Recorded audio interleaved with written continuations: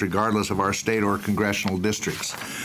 I can assure you that your voices are heard by this subcommittee. For those new to this process, today's hearings are just the start of a dialogue we've come to depend upon to help us make smart choices in the budget and to earn the votes of our colleagues. American Indians and Alaska Native programs will continue to be a nonpartisan priority for this subcommittee, just as they have been in the recent years under the chairmanship of Democrats and Republicans alike.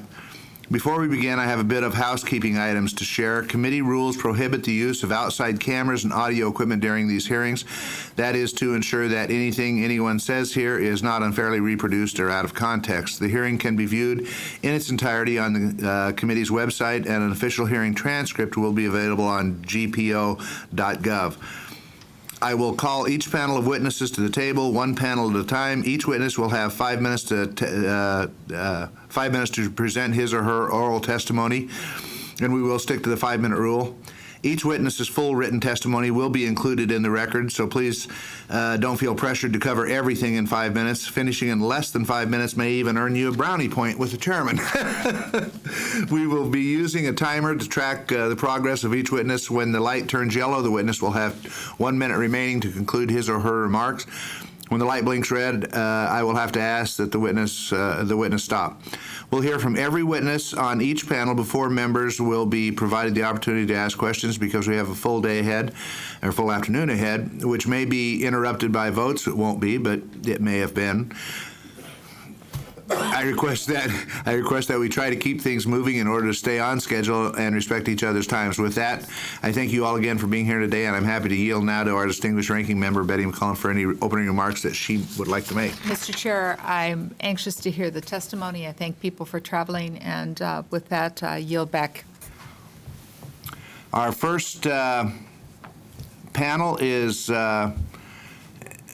in fact, I'll have you introduce where you're from and who you represent and stuff, but is Carrie Billy, President and CEO of the American Indian Higher Education Consortium? Lawrence Mirabal? Yes. Ah, that was good. Chief Financial Officer for the Institute of American Indian Arts. And Lender Russ McDonald? Leander. President of the United Tribes Technical Colleges. Carrie? We're ready for your testimony.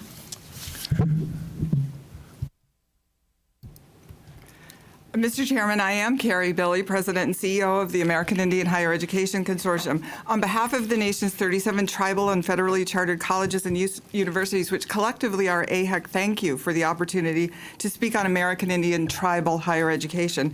First, I want to thank you for your past support, which has enabled the tribal colleges to serve more than 160,000 American Indians, Alaska Natives, and rural community college members each year through academic and community-based programs at more than 75 sites in 16 states.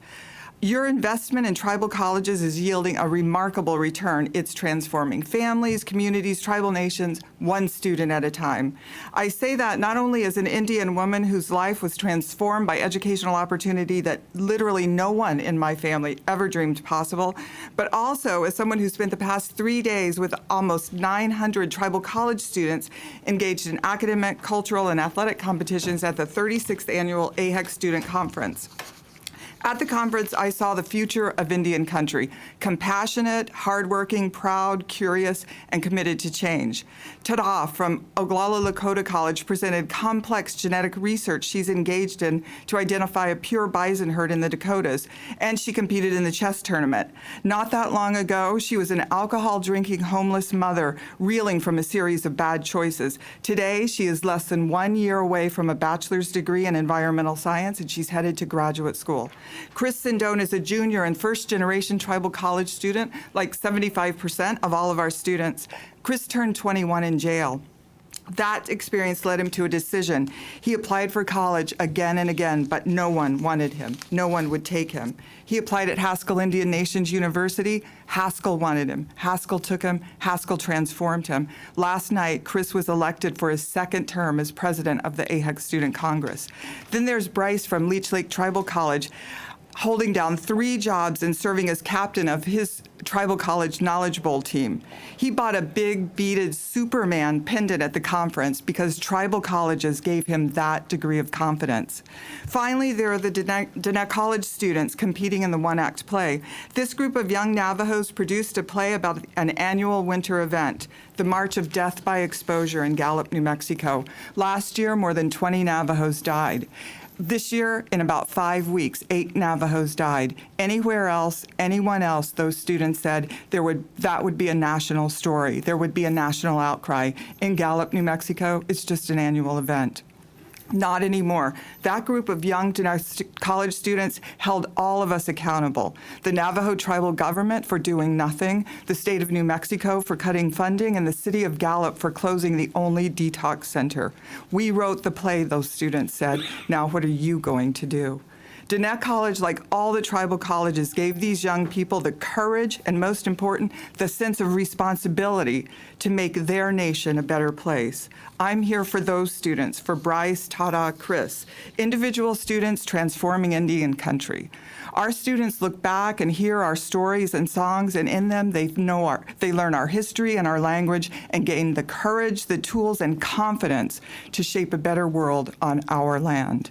Tribal colleges gave them that opportunity.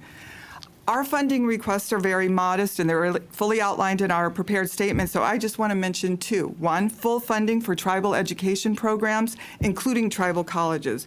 Tribal colleges are very close. We only need about $20 million additional for the Tribal College Act schools to be fully funded.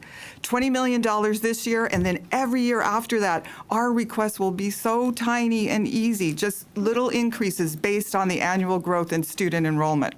Second, forward funding. All interior schools should be funded on an academic year schedule. Only 3 interior schools are not funded on that schedule now: Haskell, SIPI, and IAIA. Thank you so much for cutting that number by 2 schools last year. We are extremely grateful. But only these 3 schools cannot plan a realistic budget year to year. Only these 3 schools begin the year running out of money and have no idea when their current year funding is going to arrive. This can be fixed. Coincidentally, we only need about $20 million. So it's important to note that this is a one-time request and really in the long run doesn't increase the federal budget. In fact, I think if the CBO scored it over 10 years, it'd have 0 impact. I'm going to stop with those 2 priorities. $40 million additional needed this year to sustain and strengthen the best experiment and experience in tribal self-determination ever, and one of the best investments the federal government can make. AHEC recently commissioned an internationally known economic impact firm to investigate the return on investment of tribal colleges. For every $1 the federal government invests, taxpayers get back at least $2.40, with an average annual rate of return of 6.2%. Students get back $4.20 for every dollar they invest. And tribes, states, regions really clean up, getting a $5.20 return on investment for every dollar. Tribal colleges save the federal government nearly $200 million every year in social program costs, and our alumni generate $2.3 billion in additional income every year. That number is really way higher, but it's the best data we have right now. In closing, Mr. Chairman, I will just note that tribal colleges are growing. That makes our requests even more critical. In FY 2018, 2 more tribal colleges, Comanche Nation College in Oklahoma and Red Lake Nation College in Minnesota, are expected to be eligible for Tribal College Act funding. In fact, in over 10 years, we've had 6 additional tribal colleges with no proportional funding increase. Please help us realize our full potential. This request represents hope, opportunity to hundreds of thousands of American Indian students like Tada, Chris, and Bryce. It's a wise and proven investment for the federal government. Thank you. Thank you, Gary. Lawrence? Good afternoon, Mr. Chairman and subcommittee members. My name is Lawrence Maribal, and I'm the Chief Financial Officer for the Institute of American Indian Arts. I'm here on behalf of some of the most engaging and talented young artists our country has to offer. Thank you for the opportunity to testify here today. The story of IAIA is a most unique and special tale of perseverance, talent, and making the most of opportunities. We're located in Santa Fe, New Mexico, and as many of you know, we are the birthplace of contemporary Native art. We were congressionally chartered as an independent college in 1986. We are one of only 3 congressionally chartered colleges in the U.S. and the only one that is Native serving. We offer associate's degrees, bachelor's degrees, and in 2013 began offering our first master's program in creative writing. We currently serve over 600 students, representing more than 70 tribes from across the country and all over North America. I want to express gratitude to this subcommittee for its support of the college in fiscal year 2016, and especially the $2 million in partial forward funding.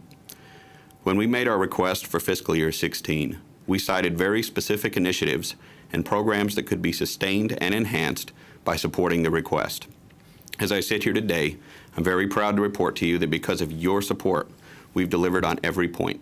These included the continued funding of key positions within our academic division, offering a modest cost of living increase to our employees, continuing to sustain and expand our master's program, and accommodating a quickly growing enrollment that is at historic highs.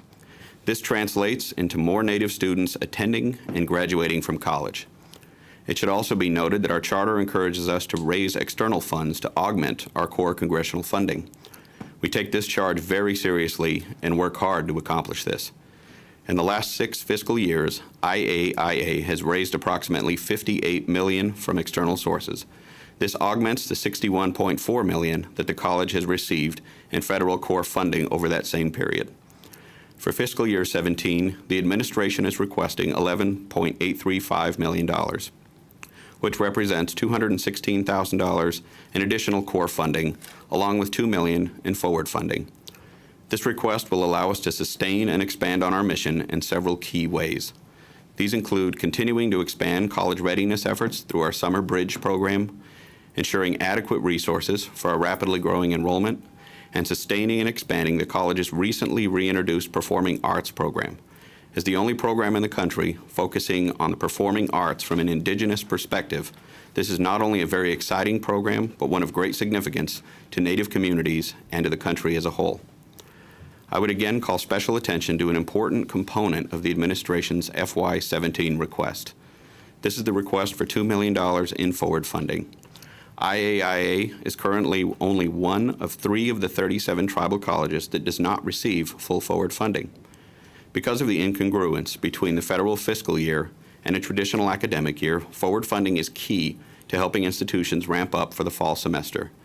Additionally, forward funding helps to provide tribal colleges with some certainty during periods of prolonged continuing resolutions or the threat of government shutdown. When charged with the responsibility of caring for the well-being of hundreds of students on our campus, this is essential. We're especially appreciative of this committee's careful consideration of this request. I want to thank you once again for your past support and for your consideration of the FY17 request. Please know that the support this committee has provided in the past is directly responsible for countless success stories and for enabling our students to overcome some extraordinary odds to achieve the dream of a college education.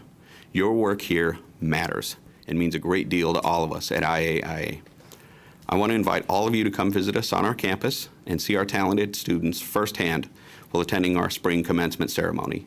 It'll be on May 14th at 11 a.m., and having you there would be a tremendous honor and would greatly enhance our event. I thank you for the opportunity to testify here today. Thank you. Leander. Sir. Mr. Chairman, committee members, I want to thank you for allowing us to present these issues that are from our tribal colleges, from our and also from AHEC. My name is Leander Russ McDowell. I'm an enrolled member of the Spirit Lake Nation located in Fort Totten, North Dakota. I'm an enrolled member there. I'm currently the president of United Tribes Technical College. United Tribes Technical College has for 47 years, and with the most basic of funding, provided post-secondary and career technical education and family services to some of the most impoverished, high-risk Indian students from throughout the nation. Despite such challenges, we have consistently had excellent retention and placement rates and are fully accredited by the higher learning on which to rely. First of all, we want to thank you for placing the Tribal Technical Colleges account that provides core operational funds to our institution and Navajo Technical University on a forward-funded basis as of fiscal year 2016. We also support your interest in providing forward funding for the 3 remaining colleges who are not yet forward-funded. The extended length of time to achieve forward funding for United Tribes and Navajo Technical University, and the fact that 3 Indian higher education institutions are still not forward funded, highlights the carefulness with which tribal college references need to be made. We are authorized under differing titles of the Tribally Controlled Colleges Act, i.e. base funding. We request $11 million for the Tribal Technical Colleges line item. UTTC administers our BAE funding under Indian Self-Determination and Education Assistance Act agreement and has done so for 39 years. We appreciate that the administration is requesting a $500,000 increase for tribal technical colleges, but our need far exceeds that amount. The UTTC portion of the Tribal Technical Colleges line item should be $6.8 million based on $11 million appropriation. Acquisition of additional base funding is critical as we struggle to maintain educational services at the same level as our state counterparts. Our BIE funding provides a base level of support while allowing us to compete for desperately needed discretionary contracts and grants. Very little of our other funds can be used for core career and technical education programs that are competitive. We're often one-time funds that help us provide support services but cannot replace core operational funding. With regard to contract support costs, we thank the subcommittee and the administration for the recognition of the legal obligation the federal government has to pay tribal contractors their full contract support costs. This has been an enormously important development for Indian tribes. We join with others in Indian country in supporting a long-term legislative solution that will provide full and permanent funding for contract support costs. We also support full funding for tribal grant support costs for K-12 tribally operated schools. We have a BIE-funded elementary school on our campus, the Theodore Jameson Elementary School. So many of our college students and their children attend school on our campus at the same time. For these elementary schools, tribal grant support costs are the equivalent of contract support costs for tribes, although authorized under different statutory authorities. We thank you for providing what is estimated to be full funding for tribal grant support costs in fiscal year 2016, and we support the administration's fiscal year 2017 request of $75.3 million estimated to be full funding. Finally, we continue to work for the establishment of a Northern Plains Indian Law Enforcement Academy. We again ask Congress to seriously look at the problem of adjusting crime in Indian country with an eye toward the establishment of a campus-based academy for training of law enforcement officers at UTTC. We ask that you direct the Secretary of Interior and the Bureau of Indian Affairs to work with the Northern Plains tribes and others on the timely development of a plan for the establishment of an academy to better serve the tribes residing in the northern tier of the United States. This is supported via a resolution of the Great Plains Tribal Chairmen's Association. The need is critical and continues to grow with the methamphetamine, opioid, and heroin crises and the resulting social ills from these epidemics. North Dakota and other northern border regions have special problems relating to drug and human trafficking. The UTCC Criminal Justice Program offers 2- and 4-year degrees and prepares graduates for employment as federal, state, or tribal law enforcement officers and law enforcement support personnel. A pre-law program is currently in development to address a shortage of law-trained personnel within tribal judicial systems. An academy at UTC would allow tribal people in the Great Plains and other nearby regions a more affordable choice for training locations while minimizing the distance and long separation of trainees from their families. The fiscal year 27 Indian Affairs budget notes that the deferred maintenance and scholarship assistance, among other things, the need for career and technical education is so great and the funding so small that there's a little chance for duplicative funding. We know members of the subcommittee have made a point to visit places in Indian country, and we would love to be able to arrange for you to visit United Tribes Technical College. Thank you for your consideration of our request. Batakiwas and all my relatives. Thank you, Leander. Thank you all for your testimony. As I understand it, the Interior Tribal Budget Advisory Committee's #1 priority is higher education. So we hear what you're saying, and it's always been a priority of this subcommittee as we try to address many of the needs out there in Indian country. But I particularly like the stories that you told me of the individuals, because, I mean, that's really what it gets down to, is the individuals that you affect and the lives that you affect with individuals. So I appreciate those, and thank you for coming to give your testimony today. Ms. McCollum?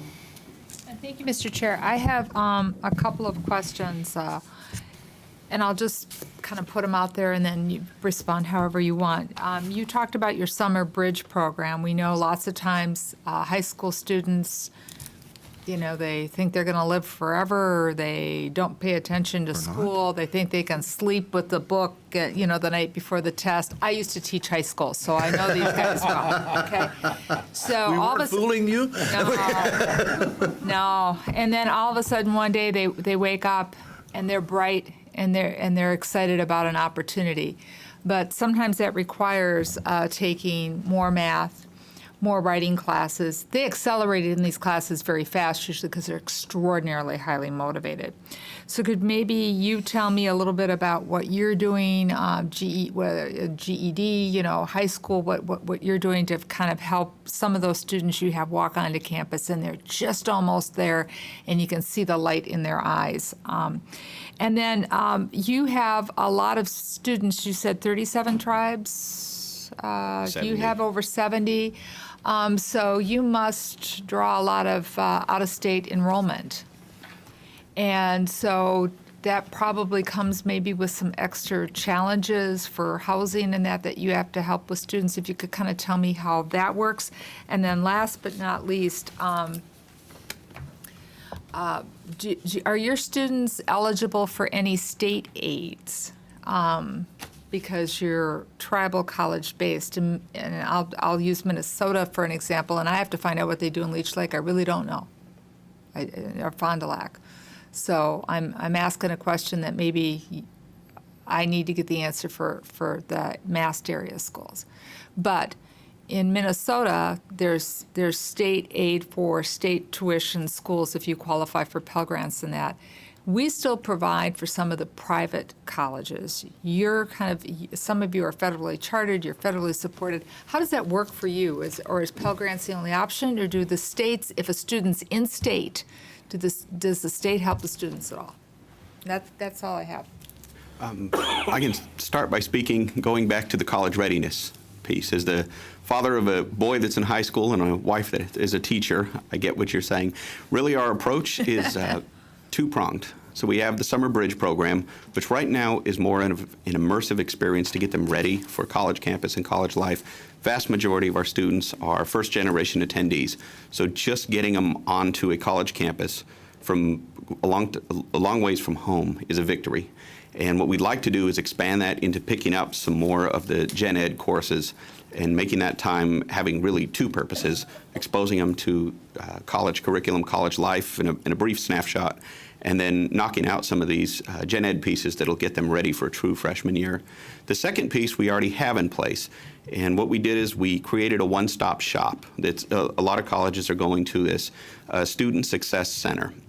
And so the student goes there for their financial aid needs, their student account needs, and they're also assessed there.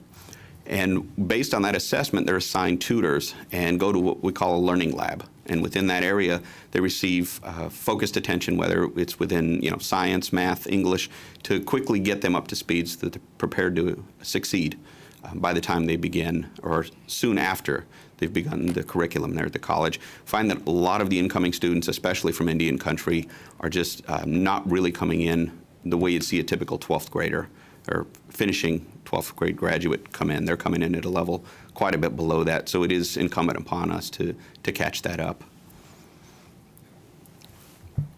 I'll just mention two things. All the tribal colleges have the bridge program, summer academies, Saturday academies, those kinds of things with their local high school. They also, all of them offer dual credit programs. So they're working really closely with the BIE and public schools, tribal schools in their area to provide dual credit to try to encourage students to stay in school.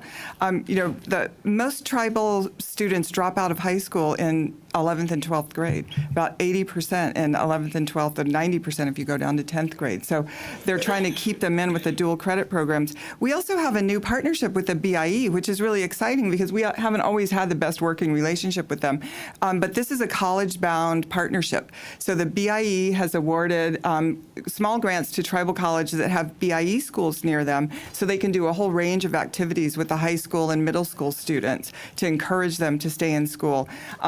Teaching them about college, so they'll go to college and that sort of thing, and then also providing academic instruction. Some of our schools even take the math instructors from the tribal college and put them in the local high schools to try to raise the teaching of math in the local schools, because it's just our students, 70% of them need remedial math. So to try to raise the level, they're doing everything they can. More colleges are also hosting high schools and middle schools on their campus, and elementary schools, immersion schools, and other schools. So the students have a seamless track into high school. Then on the other end of the spectrum, very involved in GED training, the tribal colleges get very, very little funding for GED because it's all a state block grant in the Department of Ed. So they're doing it from using their operating funding. And it's really difficult, but they've got to do it because so many American Indians are dropping out of high school. And they're committed to changing the face of Indian country. Yeah, man, we're doing a lot of the same thing that IA is doing as far as a one-stop shop, and we're seeing success in that. And we're into it. I've been at the United Tribes for about 16 months now, and some of these things are just coming about in regard to development and implementation. But we're seeing good work come out of that already. The other part is the dual credit piece. We're working with the surrounding area high schools and tribal high schools within the Great Plains region for students to come to school with us. So they're coming to us presenting on campus, prepared for our school. The other part is that in regard to those that are presenting that are not ready for college yet, there's a need for development courses, that sometimes can take about a semester, maybe a semester and a half in order to get them up to speed. So those are things that are issues that kind of prolong and kind of decrease the graduation rates as we look at the outcomes piece of this work. The question in regard to housing, I think that's important, especially in the Bismarck area. With the oil boom that happened there, housing prices itself were increased, rental costs went up, and we don't have enough housing on campus. We do provide housing on campus, but we have a waiting list that's very long for that, for those students who have children. At the same time, we're recruiting out there in regard to the new graduates to try and fill up our dorms. But for those students that are having to go off campus, they're paying anywhere from $1,100 to $1,400 for a two-bedroom apartment. And so those are how we're trying to remedy that on our campus is to build multifamily housing in partnership with the USDA and make a loan to them, and the revenue generated from that rent will help to pay that loan back. So there's some strategies that we're implementing in order to fix that. In regard to the question on state scholarships, we are eligible. The tribal nations that are students that are residents of North Dakota are eligible for the state scholarships, but those that present from outside of the state are not. And so. Well, first, thank all of you for what you do. There's not much more important task in Indian country than closing this gap between college-educated and other ethnicities and races and American Indians. So you're doing the Lord's work, to say the least. I have both a point to make and then a question to ask, and it might even be more appropriately directed to staff. But the point, we do have a difficulty here in the sense that while you're talking about what the president has proposed, he's also proposed funding a lot of this stuff with mandatory money, which we actually don't have the jurisdiction over. So strangely enough, when you're quoting him, he's got a bigger pie of money than this committee actually technically can do. So we'll end up having to cut some things, and I'm not suggesting at all that this should be it. Quite the opposite. I would be on the opposite side of that argument, but it is going to create some real difficulty. My question is, and Ms. Billy, you may be able to answer this better, and I should know this. I'm embarrassed to have to ask you this question. We've got a pot of money here in Interior, obviously, where we do some things for tribal colleges. I know we have one in Labor H, too, because we have historically black colleges. Labor H is the shorthand around here for Labor, Health and Human Services, and Education. It's a huge jurisdiction. Most Indian money moves through here. We have over $400 million in various Indian education programs, though, that move through that committee. I know last year, the administration flat-funded money for historically black colleges, Hispanic serving institutions, and tribal colleges. We have all three of those things there. We gave it about a 2% raise. We were able to kind of scrape around, find a little bit more money. And the tribal piece is fairly small, as I recall. It's like $25 million. Mm-hmm. It's not, can you tell me the difference between what that funds? For the discretionary portion, none of that money can be used for operating funding. So It's not the day-to-day operating. That's a stipulation in the law. They can use it for a lot of programs. They can use it for construction. So a lot of the tribal colleges use that to help build part of their facilities. It's never enough to build a full building, so they cobble it together with other sources. But they use it for construction. They can use it to start new programs, but they can't use it to sustain the program. So say they want to start a new degree program, they they can use it for that, but then once the program's up and running, they can't continue to use that money. So it's got to constantly be something new. That program was created specifically for developing institutions, so helping them put the infrastructure in, like maybe starting an office of sponsored programs or something like that. But again, you can't use it for operating funding at all. It's really all about increasing capacity, Title III. Well, it would be helpful if you've got some thoughts on, I know there's limits to what a program like that to do, but honestly, because that budget is so much bigger, the budget for the total committee versus the budget for this committee, and because we're not talking, as you say, it's $25 million, so you could increase it pretty substantially. I think we moved it from 20 to 25, so it actually got a, quote, big percentage increase, but it's not that much money, as you point out, appropriately. That may be a place where, again, it won't take care of the things you're addressing here, that we could do something, again, that would be helpful without it, causing a problem. So please, if you've got some thoughts on that, later, get them to our subcommittee or to me personally or this guy back here especially. We'll make him do the heavy lifting. Because that's an area we might be able to do something in this year. Thank you. We will. Thank you. Thank you. He would know. He's the chairman of that subcommittee. Yeah. So. We have ideas, so Yeah. thank you. Usually when you mention money, people do have ideas. Ms. Pingree? I'm good, thanks. Oh. Thank you all for being here today. We appreciate your testimony very much. Very interesting subject and one that we need to keep concentrating Great. on because Thank you. education is key to the future, not just for all of us, but for the tribes also. So it's something this committee is going to be focused on. Thank you. Thank you. Thank you. We now call Anna Wake Rose. Is that? Okay, that was close. Carrie Venegas? Venegas? See, I never know where the emphasis goes. Venegas, okay.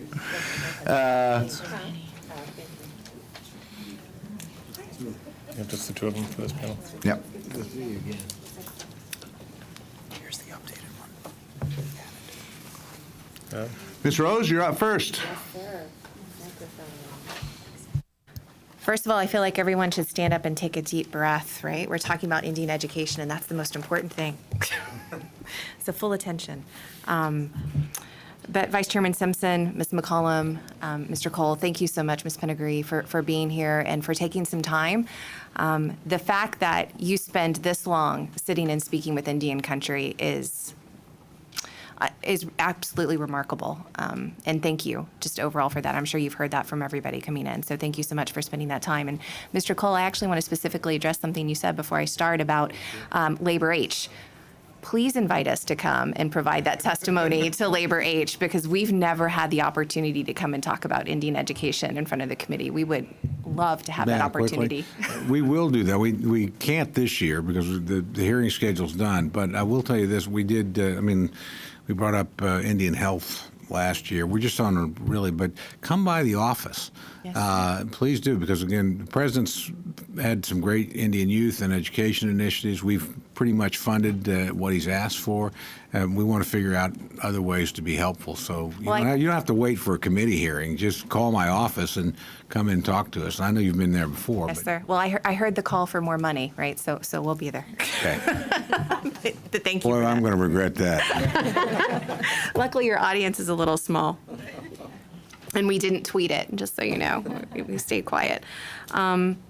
I'm bad about going off script, but I'm going to try to stick to some things. But so I'm with the National Indian Education Association, and NIA represents and is inclusive of Native education organizations. And our membership exists of tribal leaders, educators, students, researchers from across the United States, and that includes our Native Hawaiian brothers and sisters.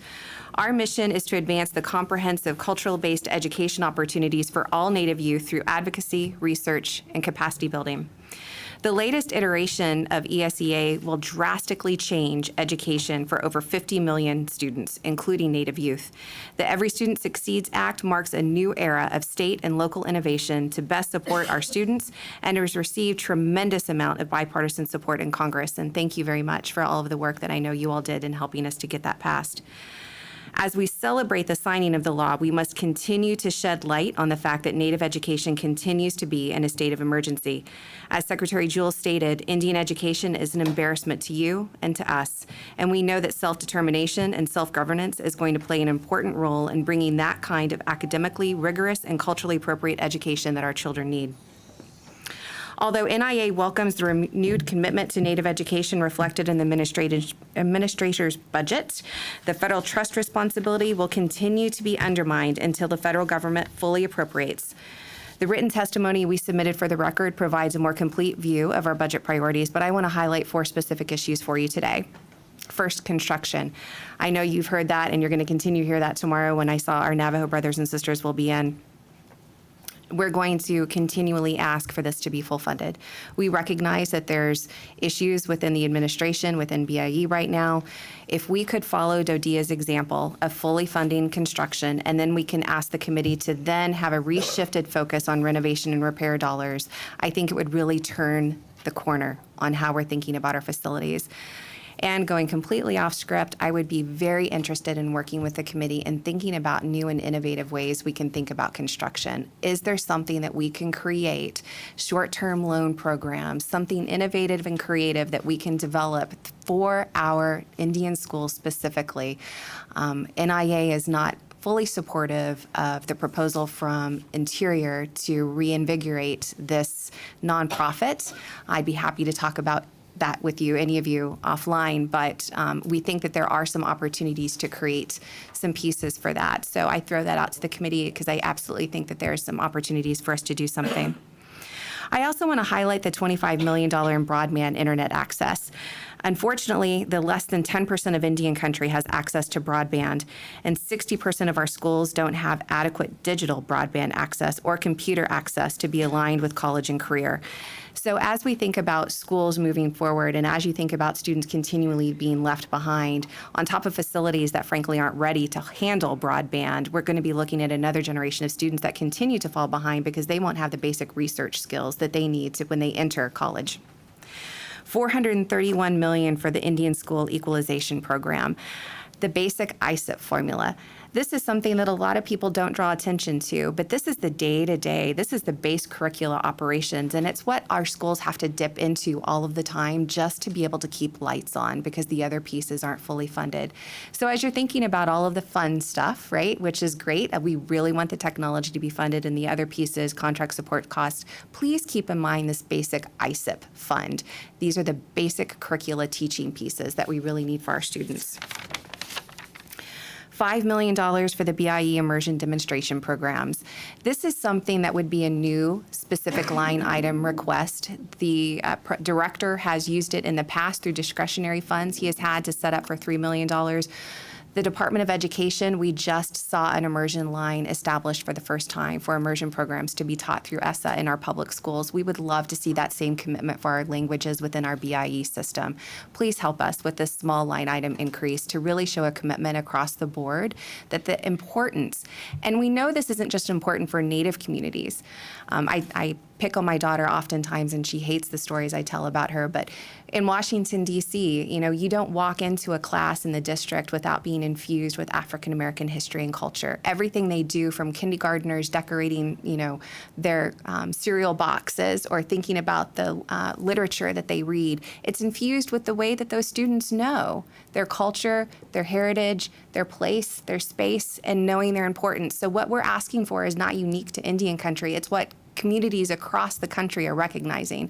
We just need some assistance in making sure that this happens within our schools. And for our school system, the BIE school system, to not have a line dedicated to that is shameful. So please help us to put this line in here. I also want to really thank this committee for reinstating the $620,000 for the juvenile detention education grants. This was something that was long overdue, and we really appreciate the committee showing that for us last year, and we ask that you continue to keep that within the program. In conclusion, I want to let you know that this is a great starting point. The budget last year was fantastic. Thank you for that. Thank you for continuing to show this commitment to our students across the board. But to continue to move forward this 21st century education model, to continue to see the successes that we saw in ESSA and the authorization that we saw in ESSA, we need to continue to build upon this. We stand ready, and I know everyone that's here with you today stands ready to provide you those stories, those anecdotes, those powerful pieces that you need to make your case. And we look forward to working with you to make sure that that's done. And I'd be happy to answer any questions. Thank you, sir. Good afternoon, Mr. Simpson, Ranking Member McCollum, other members of the committee. Heyung Tekweta Ante. My name is Carrie Venegas. I am the Education Director for the Hoopa Valley Tribal Education Association, located in the extreme northwest corner of California.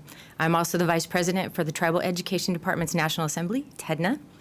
And I want to say, Sedia, my gratitude for the opportunity to speak to you today about the funding for tribal education departments and tribal and Native education. First and foremost, I want to express my appreciation for what happened last year with the funding that actually funded the Sovereignty in Indian Education enhancement program that at least 11 tribes have taken advantage of, including Nez Perce in Idaho, several tribes across the nation. Navajo is also one of them. It's been a very exciting time for tribal education and for us to exercise our sovereignty. For our request, we would really like to respectfully request $10 million to continue to support the work of these 11 tribes and to expand it to the other tribal education departments and associations and agencies. When it comes to Hoopa, the Nitinawe, the Hoopa people have educated their community members from time immemorial. And for all of us and all of the tribes, education continues to be not only a sovereign right and a trust obligation, but an issue of local control, a sacred responsibility that we know how to educate our students, that we consider it to be the most important priority. At the same time, tribal government involvement in the education of Native students has been severely restricted. Funds were appropriated for the first time 2 years ago under Section 2020, the 11 agencies I was talking about, providing tribal governments with the crucial funds to move forward. Native American students, as we've heard in the previous testimony, have a dropout rate of more than twice. They drop out more than twice as often as their non-Native peers. They score lower on achievement tests more than any other student group. For example, our local school district, Klamath Trinity Joint Unified, has an 89% Native student population, the majority of whom are our students for the tribe, but only 6% of the Native students met or exceeded the English Language Arts Smarter Balance Assessment, and only 5% met or exceeded in mathematics. Congress has also recognized the importance in ESSA by statutorily authorizing a similar type of funding in the state and tribal education partnerships. These are also yielding amazing results where states and tribes are coming together to make these kinds of localized decisions to help our students learn. Truly, tribal ed departments are in a unique position to halt and reverse some of these negative outcomes for Native students. And we have more than proven our capability of improving our student outcomes, helping them be prepared for college and beyond. For example, the Hoopa tribe operates 15 different education programs. We span all areas of lifelong learning from prenatal early education to managing a branch of our local community college, hoping to be a tribal college someday soon, and providing Native vocational rehabilitation services. While our local school district has set the high expectation goals of 45% of students to meet or exceed English language arts and only 50% in mathematics, we expect more for our students and we accomplish better outcomes. Through our Hoopa College Success Program, we provide college-ready academic tutoring and mentoring services through a 4-year cohort. Our last cohort, we successfully graduated 85% of our students with their cohort and over 92% at large. And when it comes to preparing students for college, our rates have been better. 63% of our students completed an A through G curriculum, which is the college-bound coursework required to enter into the top universities in our state and the nation. By comparison, only 41.9% of all students in our state were college-ready under those conditions, and only 26.9% of Native students in the state of California qualified under theirs. To give you another comparison of the graduation rates, as a reminder, ours were 85% with cohort. In the state of California, all students are at 81.4% and 69.7% for Native students. We are meeting and exceeding every standard in a state that is renowned for its education systems. In Idaho, the state education agency, one of the, working with Nez Perce, one of the recipients of the Sovereignty Grant, acknowledged that it did not have the expertise or always the technical capacity to provide training or technical assistance to meet the unique needs and cultural needs of the Native American students. But that STEP grant and partnership is moving forward. They've accomplished some amazing data sharing, agreements, conversations, and training. The culturally responsive school leadership has become a platform and an inspiration to other tribes. The success of tribes like Hoopa Valley, Nez Perce, and Leech Lake, which is a tribe that is now starting on its SIG grant and its 2020. If it is again appropriated to continue this funding and increase it to expand, we will be able to support more early education initiatives, develop culturally relevant curriculum, work collaboratively with our local and state educational agencies, develop and enforce our own tribal education codes that set high standards and expectations that prepare our students for the leadership roles that we know they will take, the leadership roles that lead to the perpetuation of our communities. We also know that we would be able to enforce tribal standards at our level, apply our knowledge to personnel, students, facilities, and support programs. As Congress has already recognized, and we thank all of these efforts, these areas are the core educational functions for any community, and they are most appropriately left to those at the local level, us, the tribes.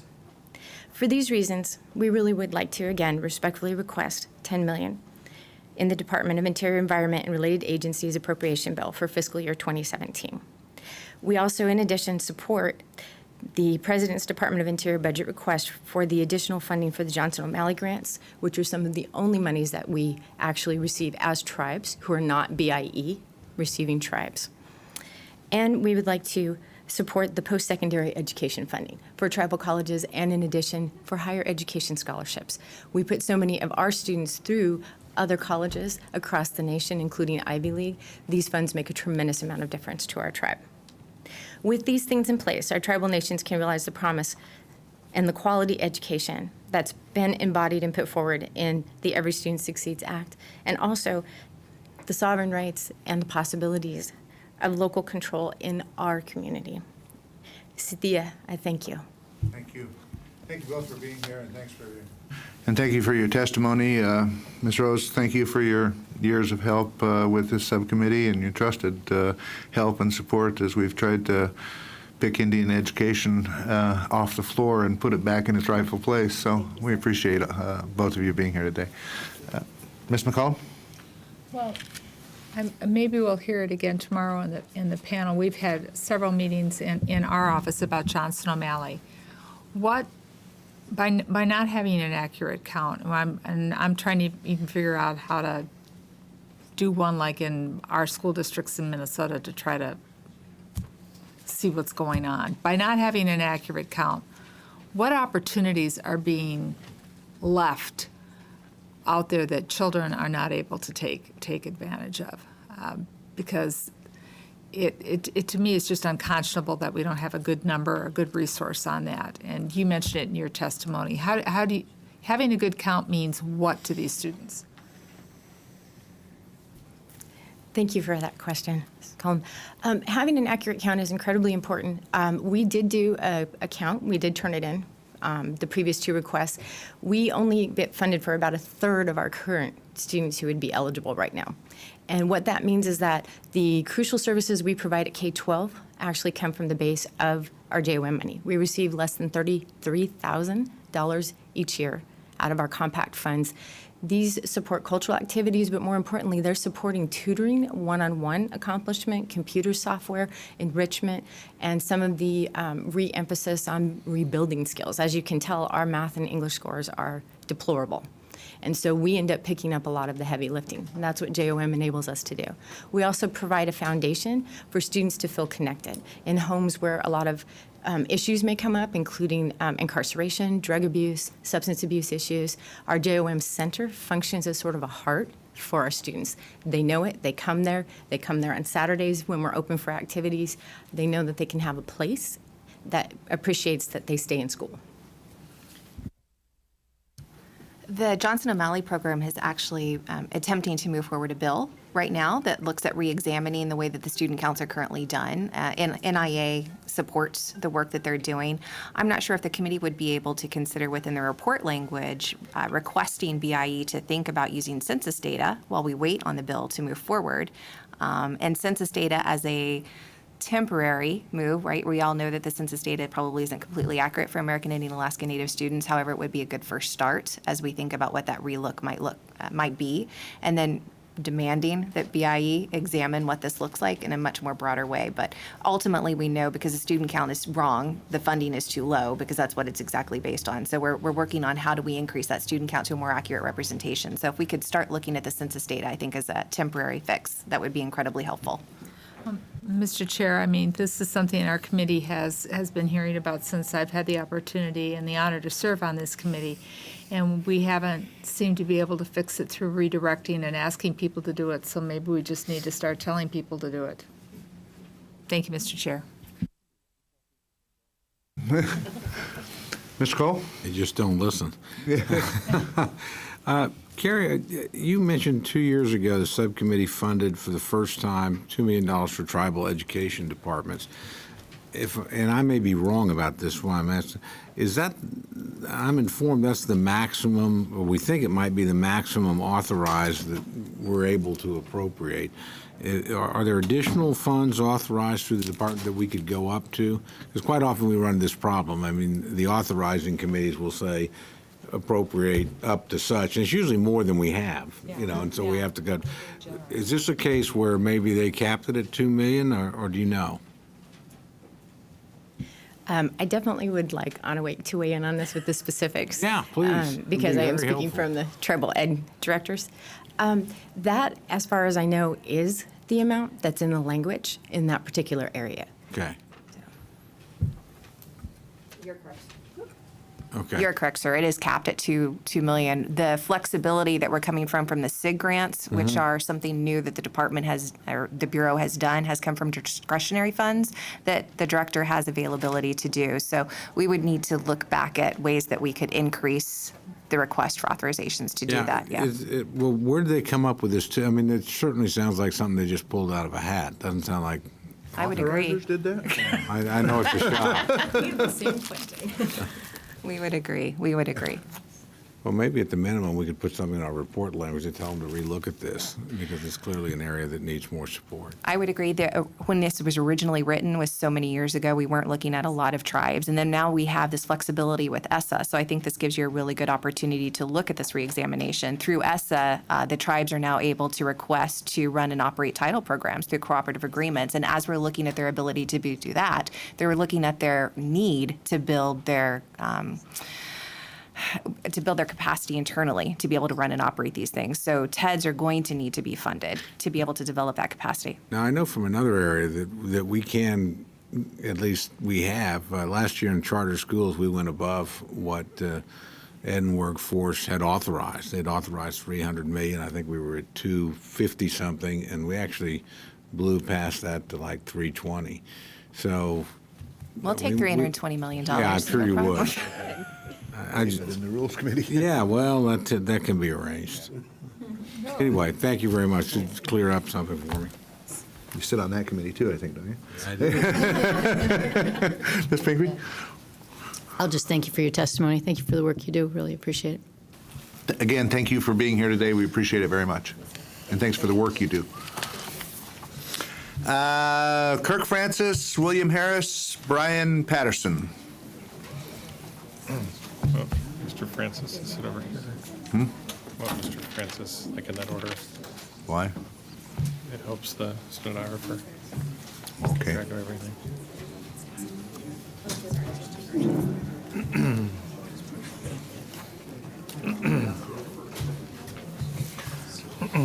Here's the 1 minute's testimony. This will be the last person of the day. Okay. Kirk over here. William, right there. Brian, right there. I understand that helps the people keep track of who's talking.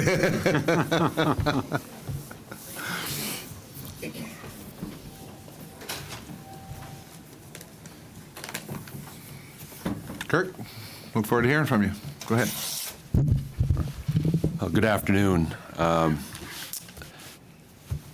Well, my name is Kirk Francis. I'm chief at Penobscot Indian Nation in the great state of Maine, so I do know somebody on the committee here, and so it's a privilege to be in front of you all. And so as I mentioned, my name is Kirk Francis. I'm chief of Penobscot Nation, and I want to thank you, Chairman Calvert and Ranking Member McCollum, Congresswoman Pingree, and members of the subcommittee for the opportunity today. I also want to thank the subcommittee for your leadership in increasing funding for tribal programs that serve the most in need in our communities. All of Indian country truly appreciates your work. For FY17, my written statement lists several budget priorities, including support for permanent reauthorization for the Special Diabetes Program for Indians and reclassification of contract support costs to mandatory funding. We urge your support on these important proposals. Today, I'd like to focus, though, on two priorities for the Penobscot Nation. The first is the urgent need to address substance abuse on the Penobscot Reservation and throughout Indian country. For more than a decade now, the Penobscot Nation has struggled with the opioid and prescription drug abuse epidemic that is plaguing much of this nation. We cannot incarcerate our way out of this problem. To address the root causes of substance abuse, Penobscot has invested heavily in our wellness court system to offer drug treatment opportunities, counseling, and support services. Maine Public Radio recently profiled our wellness court, and just this week, the BIA hosted a roundtable to highlight the work of our wellness court personnel. And we've provided some posters, and I believe you have some handouts on some of that information. The wellness court gives offenders with a history of substance abuse access to a comprehensive team run by licensed case manager. The team includes law enforcement, justice officials, a spiritual and cultural counselor, behavioral and substance abuse specialists, and medical personnel that develop a wellness plan for each participant, actively monitors and engages in their progress to ensure that they're meeting their individual goals. Our adult wellness court has a graduation rate of approximately 60%, while the juvenile wellness court has graduated 100% of those entering the program. But I proudly report to you that we have a zero recidivism rate among both the adult and juvenile graduates of our program. The program costs $7,000 per participant, a fraction of the $35,000 to $55,000 it costs annually to lock someone up. Our wellness court is funded primarily through the Department of Justice Drug Court Grant that is set to expire in September. The lack of funding will likely force us to halt this program. This program has been hugely beneficial to the participants, their families, and the community as a whole. To help keep the doors open, we urge the subcommittee to support proposed increases to the BIA's Tewahe initiative. The Tewahe initiative will be key to addressing the social factors that contribute to the high rates of substance abuse on the Penobscot Reservation. The second topic I would like to address is the continued attacks on sovereignty from the state of Maine. Congress enacted the Maine Indian Land Claims Settlement in 1980. For at least half of those 36 years since the law's enactment, the nation and the state have been in some form of litigation. This is not what Congress, the tribes, or the state could have intended. Instead of acknowledging the Settlement Act as an arm's-length agreement between equals, the state has sought to use the settlement as a club to diminish tribal sovereignty. The state has narrowly interpreted the Settlement Act to prevent federal laws from applying to the Maine tribes. Recently, they have argued against the application of the VAWA, which enables tribes to protect vulnerable Native women, and against FEMA disaster declarations that provide help to tribal communities. We remain engaged in ongoing legal battles for these rights. This already contentious relationship significantly deteriorated in the past year, when the Maine governor revoked his own executive order that recognized tribal sovereignty and sought to promote cooperation.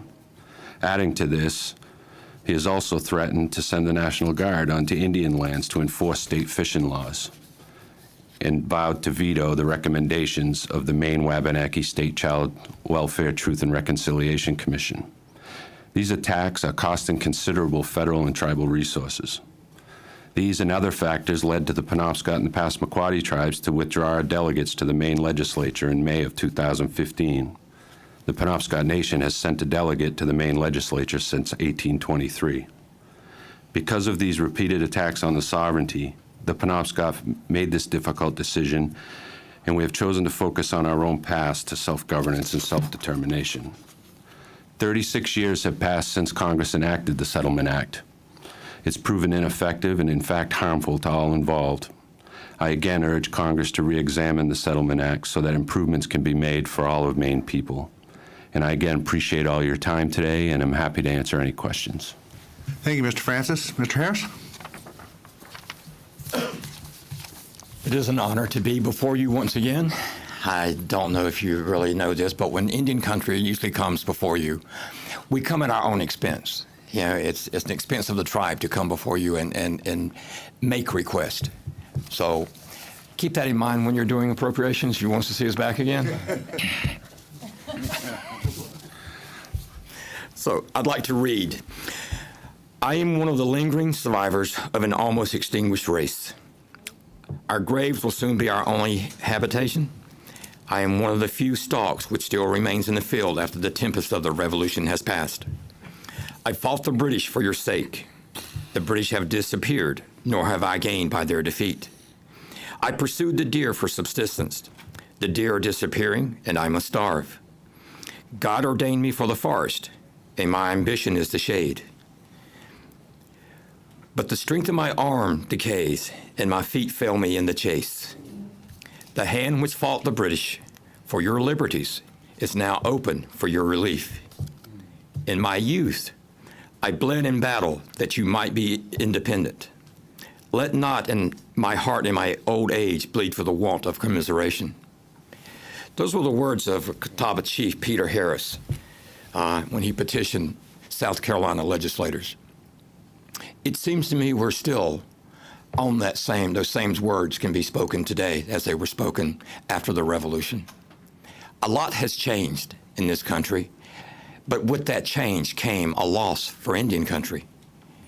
So when we talk about the 567 federally recognized tribes, who we don't come to you asking, we come into you wanting for you to live up to the agreements that were made, to honor what we have honored, and to be a part of what was history, to have your words mean what they were meant to mean, as we have our words mean what they were meant to mean.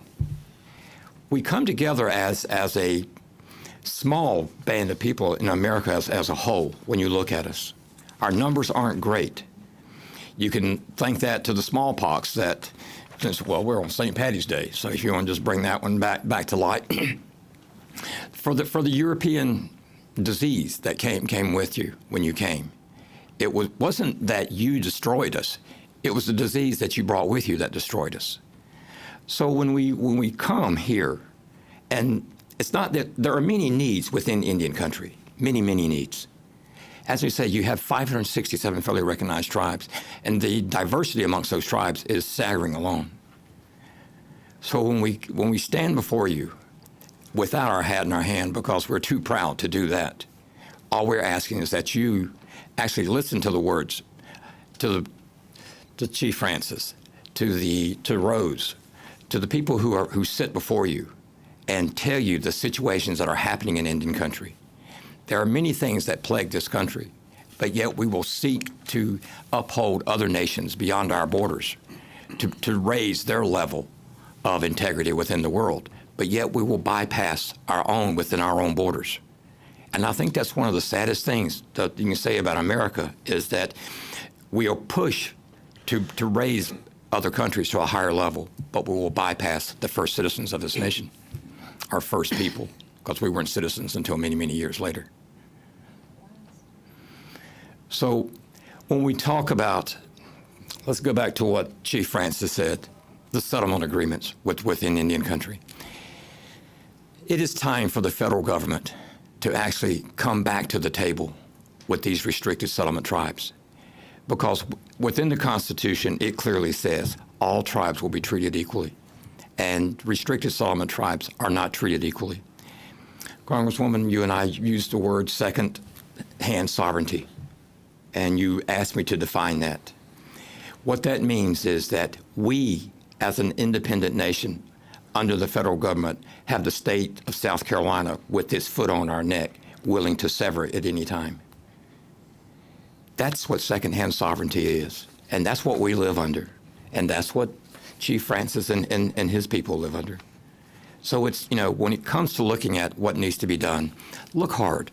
I don't envy you in your position of all the hard decisions you have to make. But everyone who has come into this room comes to you with not a want, but truly a need. I thank you for this time. Thank you, Mr. Harris. Mr. Patterson. Good afternoon. I thank the chief for his comments. It reminded me of a time when I was in Turkey, and I sat on a podium in front of 500 people, and through translation from the vice president of the International Special Olympics, he said to me, "We know Indian people are not needy people, but a people with needs." And I thought that was so profound. It just about brought me to tears in front of that audience. I had to come all this way to hear such a profound comment I don't even hear within my homelands. Good afternoon. So there's a little story, Chief Francis, just illustrating your point. Vice Chairman Simpson, good to see you, sir. Ranking Member McClellan, subcommittee members, applaud you for holding this and committing to hold this Native American public witness hearing. And thank you for allowing me to share some time with you. My name is Brian Patterson. I served my people for 30 years on our nation's council, Bear Clan representative. I've served the needs of my 26 tribal nations of the United South and Eastern tribes. In our new outgrowth of the Sovereignty Protection Fund. We are located from Texas to Florida to Maine. Our tribal nations have great diversity, not only in our cultural teachings, our land holdings, our resources, economies, but as well as our social circumstances. The Congress and all the branches of the federal government hold sacred trust responsibilities, and that obligation is to all tribal nations. These responsibilities and obligations should be viewed with a level of honor and respect that reflects the unique status of the diplomatic relations that exist between the U.S. and tribal nations. We applaud this subcommittee's strong, long-standing commitment to Indian country. However, Indian funding continues to fall short of these trust obligations. In the short term, we urge the subcommittee in this Congress to uphold or increase the top-line spending levels committed to for FY17 in the two-year budget deal passed last October. Now, in the long term, we believe that as long as the execution of the trust obligation remains on the discretionary side of the budget, the trust responsibility will simply go unfulfilled. The trust responsibility is not discretionary. Therefore, funding for Indian country should be achieved via mandatory spending. I thought rather than more data and numbers, it's a tough time in the afternoon, and boy, at home I can hardly stay awake during this time of day. So I thought I'd share with you the gravity as shared from the USET tribal nation family. Recently, a tribal citizen went to a tribally operated health facility a number of times over a 4 to 6 month period, complaining of stomach pains. Because the facility was unable to approve a referral for more testing, they would treat her for a UTI and send her home. Eventually, she ended up in a non-Indian, non-tribal ER emergency room where she found out she had stage 4 stomach cancer. I'm sad to say, with a heavy heart, she died a little over 2 weeks later. Inadequate funding is simply taking the lives of our people, and we hear the horror stories from coast to coast across Turtle Island. The truth of the reality is both unconscionable and unacceptable. While we support the President's FY17 request for Indian Health Service, we urge this subcommittee to consider even higher levels of funding for Indian Health Service. Continued failures at this agency can be attributed, at least in part, to persistent underfunding of Indian Health Service. We were pleased to learn that each of our top 5 priorities items within the Indian Health Service received increases for the President's FY17 budget request.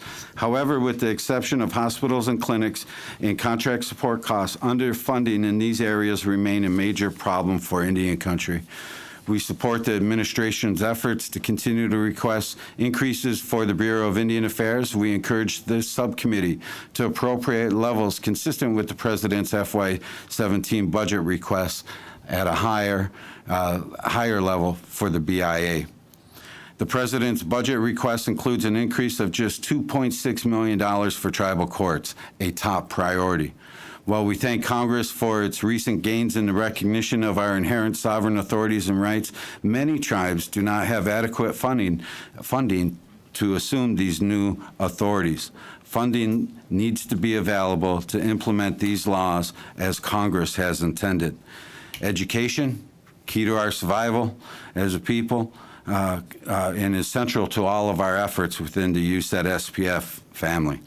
Concerning BIE, we believe that increased accountability, better tribal control, greater funding for early childhood development, enhanced language and cultural programs, and improved teacher quality will result in a better outcome for all of our students.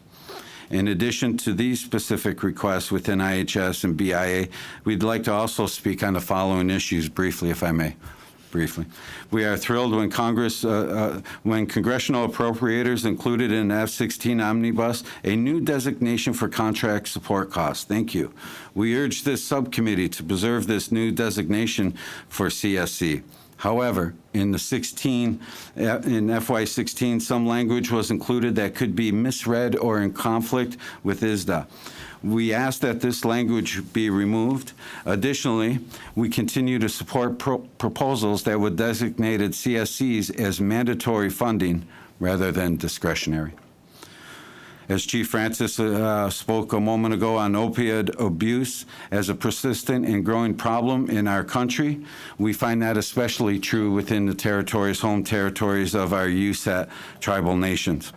President Obama has designated $1.1 billion in his budget request to address this problem. We request that tribes be made eligible and have access to a tribal-specific set-aside for any funding that is appropriate on the President's plan. Additionally, we request that this subcommittee provide funding for a multi-state IHS prescription drug monitoring program and increase funding to the BIA's drug enforcement program. While we are supportive of the President's Coastal Climate Resilience Program and the need for a focus on our Alaska circumstances, and do note, we also note that the majority of my USET tribal nations are coastal nations. These tribal nations live in proximity to coastal areas and are experiencing the effects of climate change. For example, the Shinnecock tribe on Long Island and Island Nation tribe has experienced coastal erosion at a greater rate than they've ever experienced before, so much so it's threatening one of their prime cemeteries, where the bones of their ancestors lay. Hurricane Sandy and Katrina also had tremendous impacts on our nations. Our communities will be well served with access to this funding, and we request this subcommittee to consider increased diversity for set-asides in this funding so that we can hold our own end of the trust responsibility. Thank you, sir. Thank you, and thank you all for your thank you all for your testimony today and for being here. We appreciate it. We know you come at your own expense, and we don't pay for it and everything. But you heard that. Yes, we did. Ms. McCollum? Thank you, Mr. Chair. Thank you for your words, Mr. Harris. What can I say about Maine? I'm just heartsick at the way that the state, especially on the VAWA grant, you were selected and you couldn't even move forward because the state blocked you, and that to me was just unconscionable. And I want to thank you for bringing up climate change. We heard it this morning from the Seattle folks. I was in Alaska and heard from the University of Alaska and met with some Alaskan natives there about what's happening. I mean, their housing is just falling right, literally off the cliff as the ice dissipates.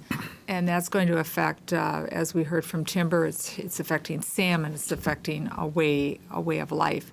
And I don't think many of our colleagues really realize that some people not only know what's happening, it's happening to them. So thank you for bringing it up. And that's more of a comment than I had a question, but thank you for your testimony, Mr. gentlemen. Cole? Well, first, let me apologize for having had to step out. I missed all of Mr. Harris's testimony and some of Mr. Patterson's and some of Mr. Francis. And I just want to thank you guys for coming down here, not just in front of this committee. I know how often you're down here advocating for your peoples, and when you do that, you end up advocating for all of Indian country, and it is extremely helpful and educational. So there's nothing in here that I can't be supportive of, obviously, but I will add this for Chairman Calvert again. I'm going to make this point probably several times.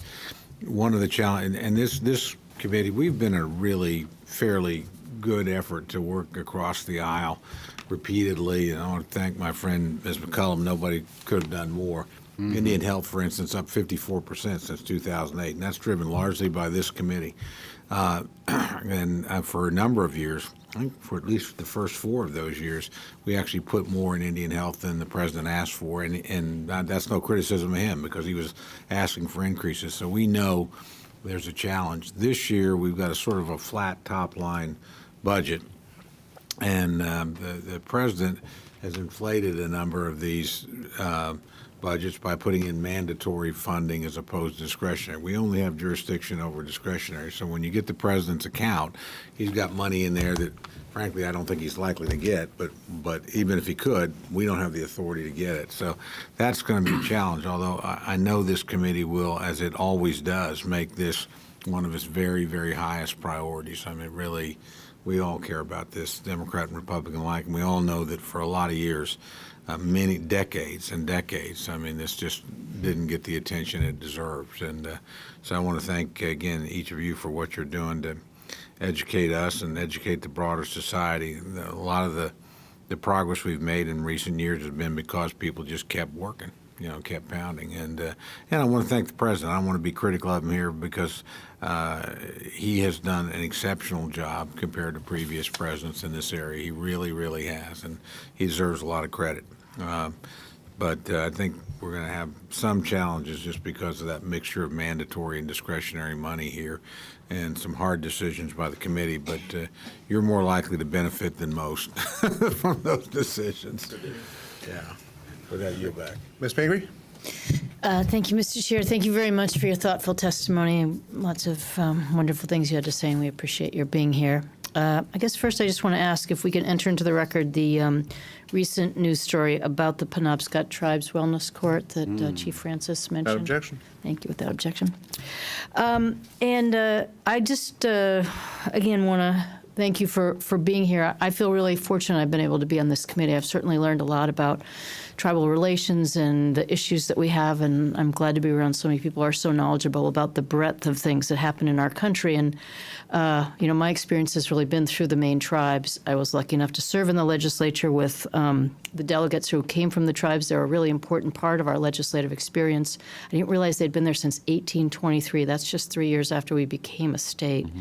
So we have all been really sad about this year and the challenges the tribe has had. I'm sorry it's been such a contentious year, and the thought that the representatives are no longer serving, that they don't feel welcome in our state, and that you've been through so many legal battles in the past couple of years. I know it's been really, really difficult. And I appreciate your being here to help describe some of the situation because we do have such a unique relationship, and I'm never quite able to put it in context of how the other tribes deal with the federal government because it is so unusual, and I hope we can do a little more to help straighten that out or to help figure out ways we could be helpful. So if you just want to take a couple more minutes to talk about some of the challenges that you've faced. VAWA was a really great example of something where I think this committee and others in Congress felt they were doing something useful, and then it turned out, one more program you couldn't even take advantage of. And if you want to just say more about that or anything quickly that you have had to be dealing with. Sure. Thank you, Chief. Scary just letting me go. Yeah. Don't worry. They'll start tapping. They'll tap. Yeah. But I just briefly, Congresswoman, we appreciate we tell everybody we're in our district. We're really not, but It's a small figure if we state. say it enough, it'll really happen. But she's been a tremendous advocate for the tribe, and obviously lends an ear whenever we're in town and tries to find solutions. And we appreciate everything your office does. And the challenges in Maine are unique. We're a Settlement Act tribe, and we're not saying that good diplomacy and a dignified approach to finding common ground solutions is not important. We're committed to that, but it's been really challenging with some of the really strict kind of views on certain words and language. We see these kind of words get twisted in the carcieri debate and a whole host of other things. But in the Settlement Act, there's mechanisms in the settlement that promote conversation between the state and the tribes that, for instance, when acts passed for the benefit of Indians are enacted by Congress, there is a mechanism that says a few things. It says that if it's an internal tribal matter or it doesn't preempt state jurisdiction, then they apply. If they're not an internal tribal matter and they do preempt state jurisdiction, there has to be a conversation about that. And since 1980, we have not gotten agreement on any jurisdictional enhancements for the tribe since the signing of the land claim settlement. And we're not talking about a gaming debate here or any of that. We're talking about public safety-based issues, the ability to protect our territory, environmental concerns around a fishing culture, all these cultural identity-based issues that you have all done a great job of putting tools in place to protect those and enhance those. But in our educational rounds, we just want everybody to understand that that's not getting to everyone. And there are tribes out there still left unprotected, still being left behind. And our biggest concern is, with all the ability and talent we have within our communities to self-govern, that we're not given the tools to do so. And that's really all we're asking to do. So I think when it's important to note that when you are passing laws within Congress, to maybe just give it a second to try to understand where these apply and are they getting to everyone, because I think in fulfilling that responsibility to Indian tribes, this trust relationship, which is a mutual partnership, it's important to understand that tribes, if they're truly going to lift themselves up, they need access to these opportunities as well. So thank you, Congresswoman. May I chime in as well? Quickly. We're 20 minutes behind. As an extension of the Penobscot tribal sovereignty, USAT has a responsibility to uphold and advance their interests. And I just take note of Penobscot Police Chief in his leadership, Mr. Bob Bryant, the chief of their police department. He's also the chair of my justice committee within USAT, our justice committee. And we talk and we speak very highly of the efforts that were made within Indian country recently, especially under jurisdictional gains within our court systems, and the need to uphold those to the highest standard of our ability. However, we know there's cost requirements, and we also realize that the president, and we were disappointed, did not see funding. The funding for tribal law enforcement is reduced under the president's budget in all actuality. But Chief of Police for the Penobscot Nation testified during a meeting of the president's 21st Century Task Force on Policing. He said, quote, "When we look at tribal law enforcement agencies across the nation, it is typical to have only one officer per shift with a ratio of not more than 2 officers per 1,000 residents. We have 7 drug enforcement officers in the 30 territories that cover the USET family region. Only 7 drug officers. We're doing our absolute best. Representative Cole, I gave my best greetings, but I said Halito. No, sorry. We got close, not close enough. But when we have programs such as the gains of Indian Health Service, we need to be reminded that is only functioning on 59% of met an identified need. 59% functioning, right? That's acceptable. Nowhere else in the world will that industry be standard. Boy, last time I sat at a felt table, it wasn't like this. And so I would just like to point that out, that there's gains to be advanced, and USAT is calling and expecting those gains, and would like to work extensively with Congress as we have. Thank you, sir. I appreciate that, and I appreciate all of your being here today at your own expense and testifying before the committee and telling us the needs in the area and the things that we need to address. I should also point out, before I call the next panel, as Mr. Cole pointed out, that that this committee has worked in a bipartisan fashion for as long as I've been on the committee, which has been I don't know, since I got on the Appropriations Committee some 14 years ago or so. It's always been a bipartisan effort, and we've had great working relationships with the tribes, trying to make sure that we're doing the right thing, and to the extent that we're able, with the resources that we're given, increasing the funding to meet the needs that are out there. We all recognize that they're not what they ought to be, but this committee still fights for it. The one thing we haven't recognized here or thanked really is the staff of this committee that does an incredible job working with all of you as you come in. I mean, they spend more time with all of you than we do as you address the needs, and they keep us up to speed. Darren back here is the Indian Affairs comes under his accounts, and Dave is the clerk of the full committee. So for what they do, it's we thank them also, because they deserve some credit for what's been able to occur over the last few years in Indian country. So thank you all for being here today. Appreciate it very much. Next, Audrey Hudson. Oh, well, I'm going to just call him up, and then you're going to introduce him. Okay. Jeez. The one thing you don't want to do is upset Don. No. Audrey Hudson, John Lincoln, and Nick Gaska? John, you're right in the middle. Audrey. Gaska, sir, yes. Gaska. And we're very fortunate, very lucky to have with us today the representative of the full state of Alaska, and all of our good friends, and obviously a friend of Alaska tribes and American Indians across the country. So, Don? Thank you, Mr. Chairman, and if I can, I'd like to thank this committee, and for those that have testified and those that will testify. This committee is probably one of the best bipartisan committees and has done an outstanding job. We fought contract costs and all these different things and made great progress. Have we got to the pinnacle yet? No, we have not, but we will try, and this committee continues to do that. We are under some restrictions, but they've been able to work around some of those restrictions and do the job, I think, adequately. But we do have, and I'm going to introduce all my Alaskans. I have another meeting, but the first three on our Alaskan panel is Audrey Hudson, the mayor. By the way, you have to go to Metlakatla. This is a great Native community. She serves as mayor and the tribal chair of Metlakatla Indian community and was elected in 2013. She's Sinsam and Yupik on her mother's side and Navajo Cherokee on her father's side. And welcome, Audrey. I'm glad to have you here. By the way, they're one of the best salmon fishing areas in the state of Alaska.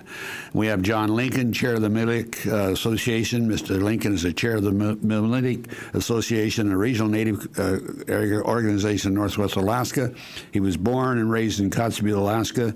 Mr. Lincoln also serves as the tribal councilman and a board chairman for the Alaska Federation of Natives, the largest Native organization in the state. And Nick Gaska. Mr. Gaska is Associated Counsel at Tanana Chiefs Conference, previously worked as an Alaskan Legal Service Corporation, which provides free legal assistance to low-income Alaskans, including a lot of our natives. The next panel will be, and if I can, Mr. Chairman, we'll have Douglas Eby, Vice President of Medical Service South Central Foundation. We have Chuck Clement, President and CEO of the North Southeast Regional Corporation, Health Coast Corporation, and Christopher Bolton. Now, I have to say one thing. Because of your efforts of this committee and Congress, we have one of the better health systems in the state of Alaska and in this nation. I'm very pleased, and we're expanding it every time we can. We have some epidemics that we didn't have before. They're arising nationwide. Of course, it's a heron problem. We're addressing that and hope to do so. But this is a great group in Alaska, and I strongly support their testimony today and support their asking for money. They spend it well. And again, Mr. Chairman, members of the committee, I thank you for your efforts. I'm on the authorization side of this bill, and you guys are on the ones that really make it count, the money. So keep that in mind. With that, Mr. Chairman, thank you for allowing me to introduce these Alaskan witnesses. 5,500 miles away they've flown, and they'll fly back that same distance. I do that every 12 days. You wonder why I'm cranky sometimes? That's the reason why. So thank you, Mr. Chairman. I appreciate it. Thank you. Mayor.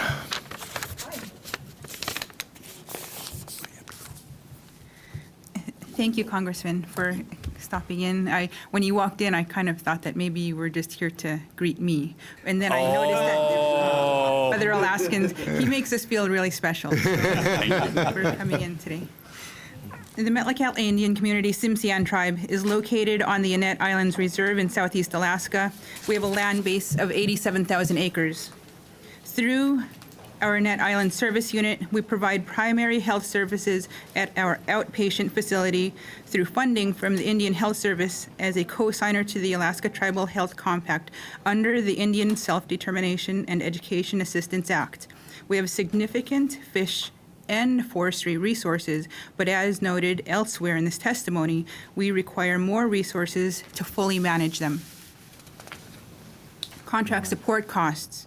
We appreciate the change made to the funding of contract support costs in the FY 2016 Appropriations Act, which made the FY 2016 contract support cost funding for an indefinite amount.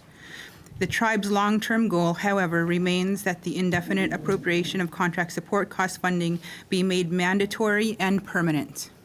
Under the Indian Self-Determination and Education Assistance Act, the full payment of contract support cost is not discretionary. It is a legal obligation affirmed by the U.S. Supreme Court. Funding of contract support costs on a discretionary basis has placed the House and Senate committees on appropriations, in their words, of being in the untenable position of appropriating discretionary funds for the payment of any legally obligated contract support costs. We are committed to working together with the Senate Committee on Indian Affairs and the House Natural Resources Committee to determine how best to achieve this goal. We also ask for the subcommittee's intervention with the Budget Committee and any other that may influence this proposal for mandatory contract support cost funding. Sequestration. We continue to ask that IHS funding be exempt from sequestration, as is the Veteran Health Administration programs. We understand that a number of members of Congress previously indicated that it was an oversight that IHS was not exempt from sequestration in the past, and that the oversight should be corrected. We strongly urge the subcommittee to support an amendment to the Balanced Budget and Emergency Deficit Control Act, fully exempt the IHS from any future sequestration. The Special Diabetes Program for Indians. Metlakatla has a large population of members battling diabetes, and a majority of those afflicted are the elders. The Special Diabetes Program for Indians provides crucial funding for diabetes treatment and prevention programs for our people. Some of the treatment our members receive is from the Southeast Alaska Regional Health Consortium, who is in attendance today. And I am very proud to say that their president and CEO, Charles Clement, is a good friend, and he is also a member of the Tsimshian Metlakatla Indian community. We understand that the current authorization and funding will expire at the end of FY 2017, and we support the administration's proposal that the program be permanently authorized and hopefully at an increased amount. We ask for your support of the efforts to pass such an authorization as quickly as possible, well in advance of the expiration of September 2017, so that these critical programs can continue to provide uninterrupted care and our contracts can be renewed without disruption and loss of expertise. BIA Natural Resource Funding. Now, I'd like to turn from the health of our members to the sovereign right of our tribe, which is to manage our own natural resources. Metlakatla has the only reservation, Annette Island Reserve, within the state of Alaska. 87,000 acres, plus the marine waters of 3,000 feet out from the shorelines of Annette Islands. We did not participate in the Alaskan Native Claims Settlement Act. I'll repeat that. We did not participate in the Alaskan Native Claims Settlement Act, though we were given the opportunity to do so. Instead, we communicated to the congressional drafters of ANCSA the need for the reservation to stay intact. Section 19 of ANCSA thus excludes the tribe, preserving the tribe's trust land and reservation intact. The Alaska Congressional Delegation sent a joint letter on December 16, 2015, to Assistant Secretary Washburn at the BIA requesting information and a response to a significant issue. The BIA has, for decades, underfunded our natural resource programs. The BIA thus far has not responded. The Alaska Congressional Delegation acknowledges that we have produced a detailed analysis of not only the funding we currently receive to carry out BIA natural resource programs in the amount of $957,000, but an analysis of the funding necessary to adequately protect the trust assets of our lands, waters, habitat, minerals, and fish and wildlife, and also to steward those trust assets to meeting tribal needs on an ongoing basis. We determined that our BIA natural resource programs require a total funding of $3.1 million on an annual basis, which means additional appropriations in the amount of $2.1 million. All of these funds have been requested directly from the BIA in a recent Title I self-determination contract request, but during negotiations on February 8, 2016, the BIA indicated there are no new funds available for these programs. The tribe is awaiting the official written contract declination from the BIA. We urge the committee to fully fund these needs so that the tribe can adequately carry out responsibilities that are critical to ensure the tribe's natural resource programs are adequately funded. We have a water shortage crisis at the tribe currently, and there is no doubt that greater natural resource program funding would assist us in better understanding its causes and implementing solutions. As for fisheries and forestry, to greater illustrate all that is involved in carrying out these natural resource programs, the existing inequitable share of these funds that the tribe receives in comparison with other tribes in the Northwest, and why this funding is so critical to the tribe. Fisheries. Because state-managed waters surround the reservation's waters, and because there is no court-ordered co-management relationship between the tribe and the state, tribal fisheries must be managed in a way that accounts for the tribe's fishing effort, as well as the state's. This must be done without having any influence over the state's management strategies, which at times have been preemptive of our subsistence and harvest rights. In order to properly manage our fishery resources, we need to bring our own scientists and resource managers to the table, but we have insufficient funding to do so. We manage the following commercial fisheries, which are subject to secretarial approval. For salmon, the tribe's fishery is the largest tribally managed salmon fishery in the nation. In fact, the tribe annually harvests more salmon than the 5 top fishing tribes in Western Washington combined.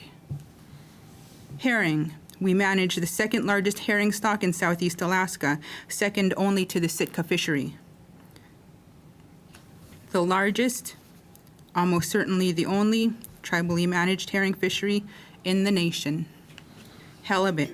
Our halibut fishery is comparable to the tribal halibut fisheries in Western Washington, and dive fisheries for sea cucumber and geoduck are comparable to tribal fisheries in Western Washington. The tribes of Western Washington, which conduct fisheries that are most similar to the tribe, also have complex managerial, technical, and scientific needs.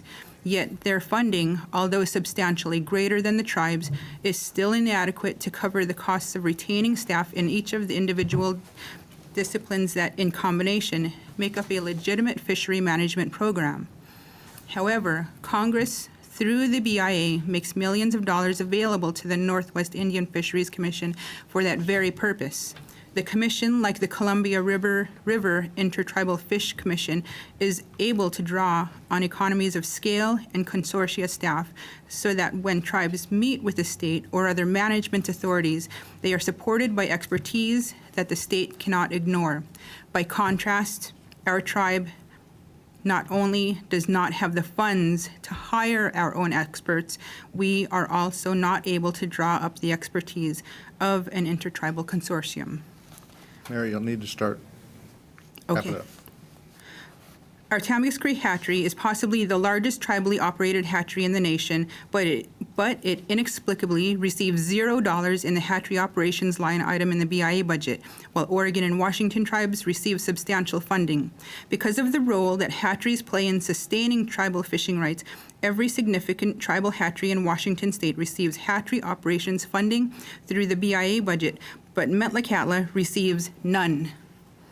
Since the tribe cannot compel the state to consider the tribe's needs, the tribe's only recourse is to increase the production of fish at its hatchery that will return to the reserve, trusting that enough fish will get through the harvest gauntlet to meet the tribe's needs.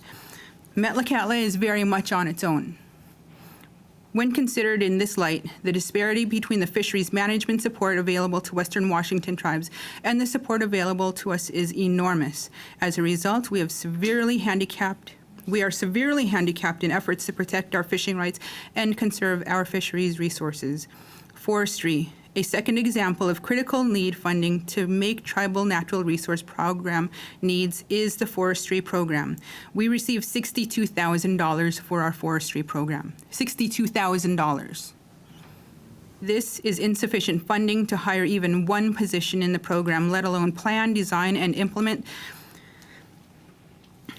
silvicultural prescription, forest harvest, conservation, and wildfire prevention and control strategies of the 21,172 acres of commercial forest land and 54,000 acres of non-commercial forest land and associated muskeg habitat.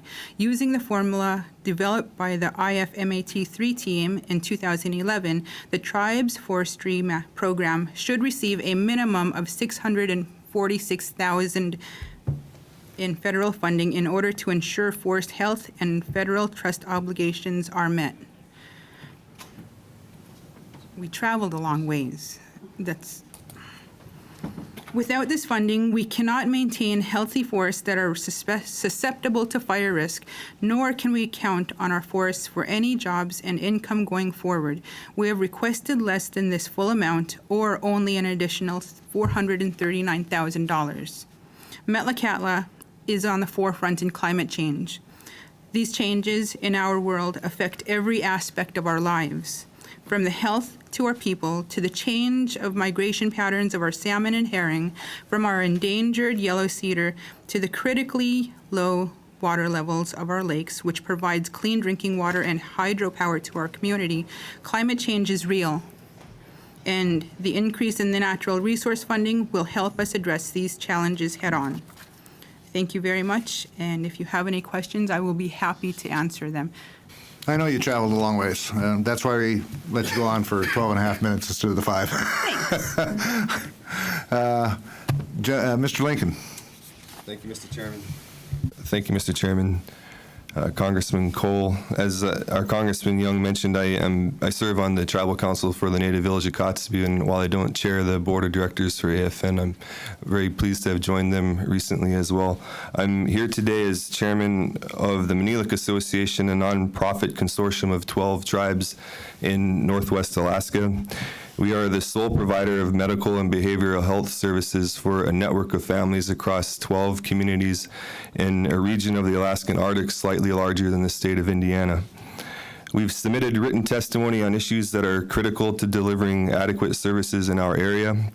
These include fully funding village-built clinic leases, making contract support costs mandatory and permanent, funding Indian Health Service through advanced appropriations, and supporting the administration's proposed increases for mental health, suicide prevention, and substance abuse funding in the IHS and BIA budgets.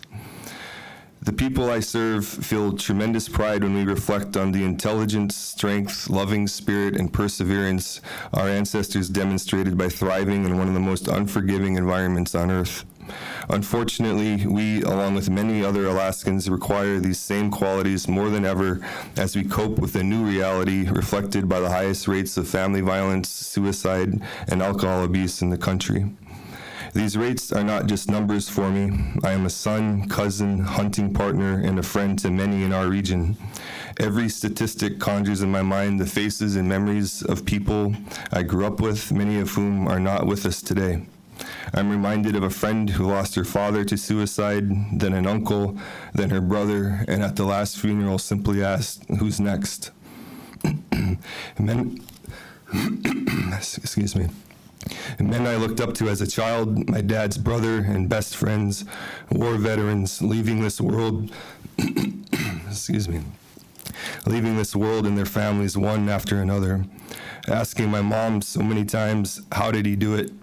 When she told me another kid I grew up with was gone. Classmates in 6th grade sleeping at their, thank you. Classmates in 6th grade sleeping at their desks because there was no peace or rest to be found at home, talking through the feelings and shock of high school classmates raped while unconscious. One of the toughest men I know weeping as he describes scrubbing a best friend off the wall of an entryway so his friend's family wouldn't have an unforgettable and unforgivable image burned into their hearts. I'm amazed by the perseverance of our Annas and Tatas, our grandparents, men who never folded and into their 60s, 70s, and 80s continue to provide strength and leadership to the entire region. Women who bear emotional and physical scars of historical trauma, yet bring abundant love and kindness to the world every day. Whenever I feel weak or overburdened, I picture a handful of our elders who demonstrate with their entire being that trauma can be survived, it can be beat, and we can do it in a way that leaves us full of love, grace, and strength. At Manilik, we've learned that the promise of a better life for our families lies with Indian self-determination. With your support and partnership, we are reinforcing our culture and improving human lives through the services we provide and by investing in our youth. The old stories are still there, but we hear new stories now from friends and neighbors. Stories of counseling services beating depression and PTSD, substance abuse programs leading to sobriety and reuniting families, and surgeries through the Alaska Tribal Health System giving people back to their loved ones. Manilik welcomed our first INUPAC physical therapist 5 years ago, our first INUPAC pharmacist last year. This May, a tribal member from the village of Kayana will graduate from dental school. Another from Kotzebue will complete optometry school. Manilik's general counsel is an INUPAC Dartmouth graduate. We have native nurses and more on the way through a new nursing program. These individuals and more are returning home to heal communities, not just physically, but socially, being strong examples of tribal members and families overcoming adversity. Your investment in tribal health, wellness, and self-determination is paying off, but we still have tremendous need. Making contract support costs permanent and mandatory, funding the IHS on an advanced basis, and fully funding village-built clinic facilities will build on the recent success we've achieved together. Most of the people we lose to suicide have diagnosable and treatable conditions, so we strongly support the administration's proposed increases to the IHS and BIA behavioral health program budgets. The written testimony we submitted contains more information about these programs and our recommendations, and I thank you for your time and opportunity to share our perspective. Thank you. Nick? Good afternoon. My name is Nick Gaska, and I serve as a Deputy General Counsel for Tanana Chiefs Conference in Fairbanks, Alaska. I'm honored to be here to testify before this committee about TCC's priorities, and I thank you all for the opportunity to do so. I also like to thank Congressman Young for the introduction. TCC is a nonprofit consortium of 37 federally recognized tribes and 41 communities located across Alaska's vast interior. TCC serves approximately 13,000 Alaska Natives in Fairbanks and the surrounding rural villages in a mostly roadless region the size of Texas. We provide health and non-health services to our Alaska Natives and tribes. My written statement discusses TCC's priority for the coming years. I'm here today to discuss a few items with the subcommittee. First is in regards to IHS funding. TCC was very pleased to see in the President's budget that contains a 6.5% increase. These additional funds are vital, and we hope the committee is able to find the funds to meet or exceed these targets. Similarly, TCC supports the $48 million increase targeted to purchase and referred care. TCC is one of the only tribal health entities in Alaska that does not have a regional health hospital, so we rely heavily on PRC. Additionally, TCC supports the President's request. Better? Yep. Additionally, TCC supports the President's request for $10 million in small health clinic funding for the small ambulatory program. In remote Alaska, where hub clinics are sometimes hundreds of miles from a patient, the village clinics play an integral role in providing everyday and emergency health care. And finally, TCC is relieved to see that the President's budget contains an increase of $4 million for the Domestic Violence Prevention Initiative. These funds are needed as domestic violence affects Alaska women at a much higher rate than other populations, up to 10 times the amount. Next, one of TCC's strongest priorities is to see that our villages receive adequate public safety services. For example, at least 75 communities in all of rural Alaska lack any law enforcement presence at all. This is why our tribal court systems are so important. Tribal courts allow our villages to address public safety concerns in a way that is more responsive, more culturally appropriate, and most importantly, seeks to heal and end criminal activity through a holistic community approach rather than through incarceration. TCC was very disappointed to see that the President's budget requests $8 million less in funding for tribal courts in PL 280 states like Alaska. In addition, Alaska and Native communities are bearing the brunt of existing and accelerating effects of climate change. We are pleased to see that the President's budget includes $3.1 million in additional funds for the tribal climate resilience. However, the justification for this request places a strong emphasis on combating the effects of climate change on coastal Arctic villages. Although we understand the serious difficulties faced by our fellow Alaska Native communities on the coast, it is important to understand that interior Alaska communities also are currently facing a massive increase in wildfires, riverbank erosion, spring flooding, and other major threats to physical and food security in our communities due to climate change.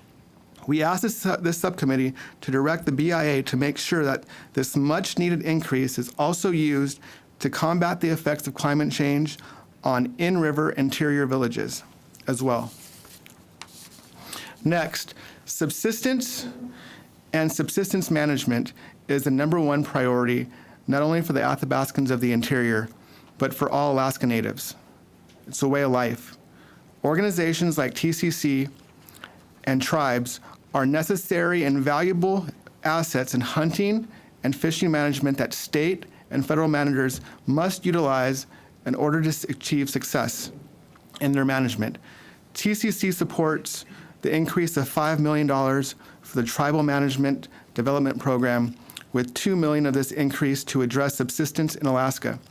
We ask that you meet this important request and ensure the funding will go towards tribal projects rather than state, federal, or other projects that have continued to disenfranchise those dependent on the resource the most, the rural Alaska Native people.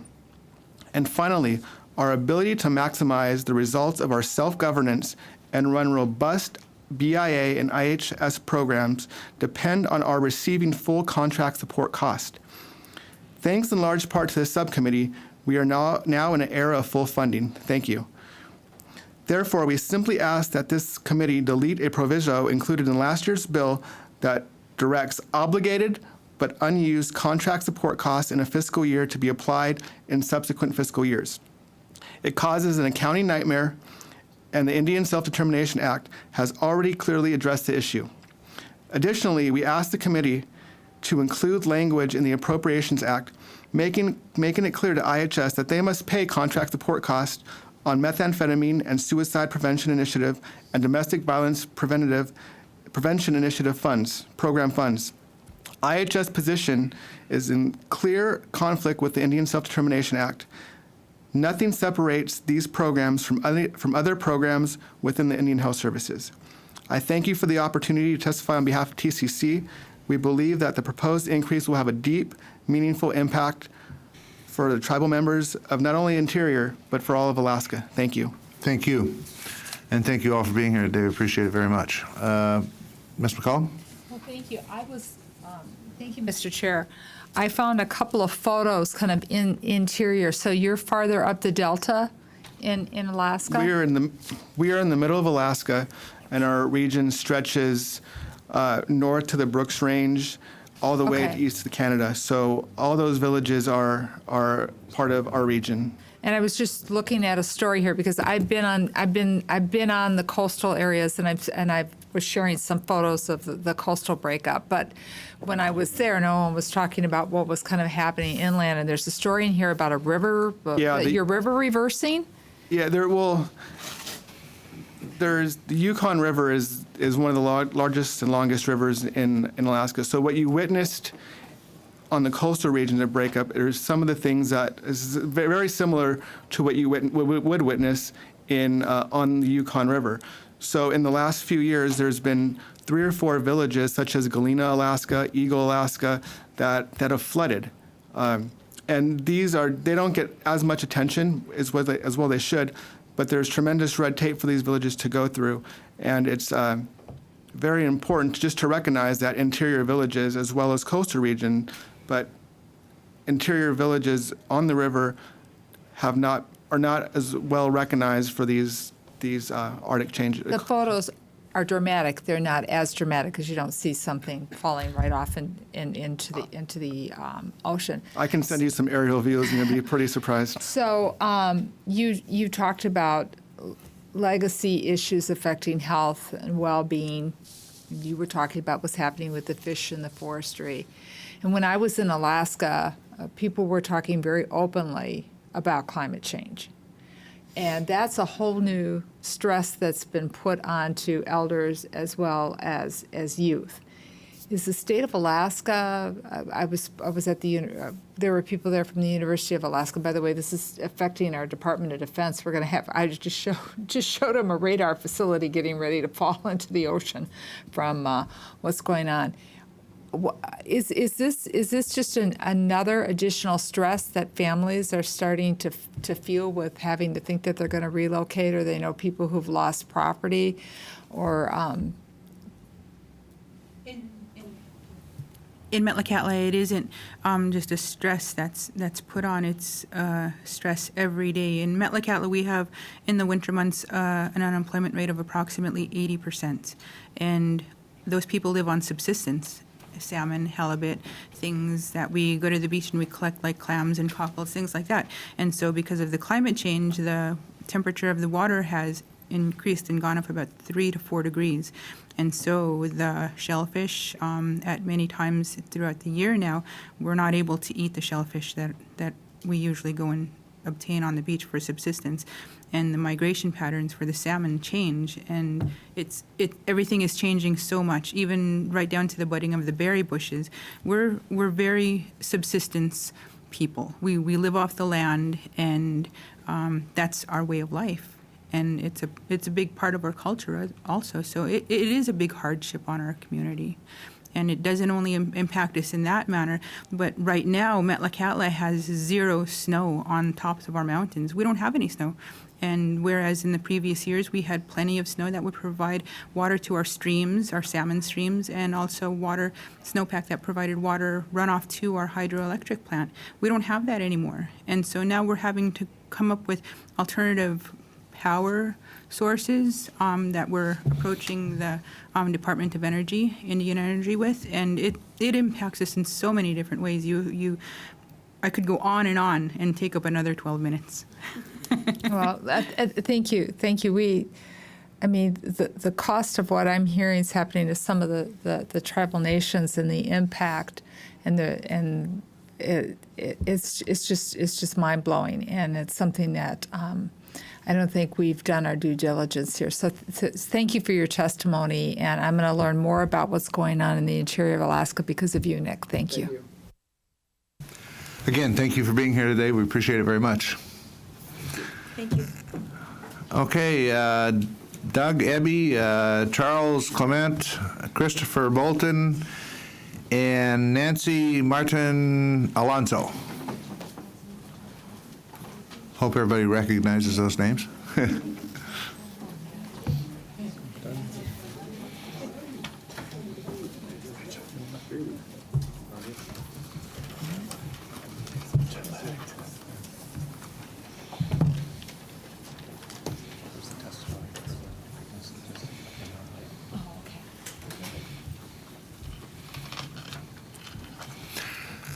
Welcome to the committee. Doug, you're first. Surviving your marathon? Yes. 2-day marathon. 2-day marathon, oh my goodness. Good afternoon, my name's Doug Eby. I'm the medical director, physician executive, and honored to be that for over 20 years in South Central Foundation, the award-winning, Baldrige Award-winning NUCA system of care. We serve 65,000 people regionally and to some degree 150,000 people statewide. Our focus primarily is Anchorage, the Matsu Borough, and then over 50 rural villages across South Central Alaska, extending down the chain. For 25 years, we've carried out medical, behavioral, substance abuse, and dental programs under the Self-Determination Act. For 2017, we asked that Congress focus primarily on general IHS program increases, particularly related to behavioral health and the purchased and referred care. We specifically support funding the proposed substance abuse and suicide prevention program. Over the last 15 years, we've prioritized behavioral health, addictions in our work with youth, for whom suicide risk is particularly high. Our most innovative and successful work has been through the Family Wellness Warriors Initiative, which has gotten a lot of national attention, trying to reduce family violence, abuse, and neglect. And over the last 2 years, we've taken this and applied it to our entire range of behavioral health programming, achieving population-level scale with services producing good initial results. We've done this despite getting relatively little behavioral health funding initially through IHS, and reimbursement through reimbursement mechanisms are still relatively low for behavioral health funding, making funding things like the substance abuse and suicide prevention program particularly important to our efforts.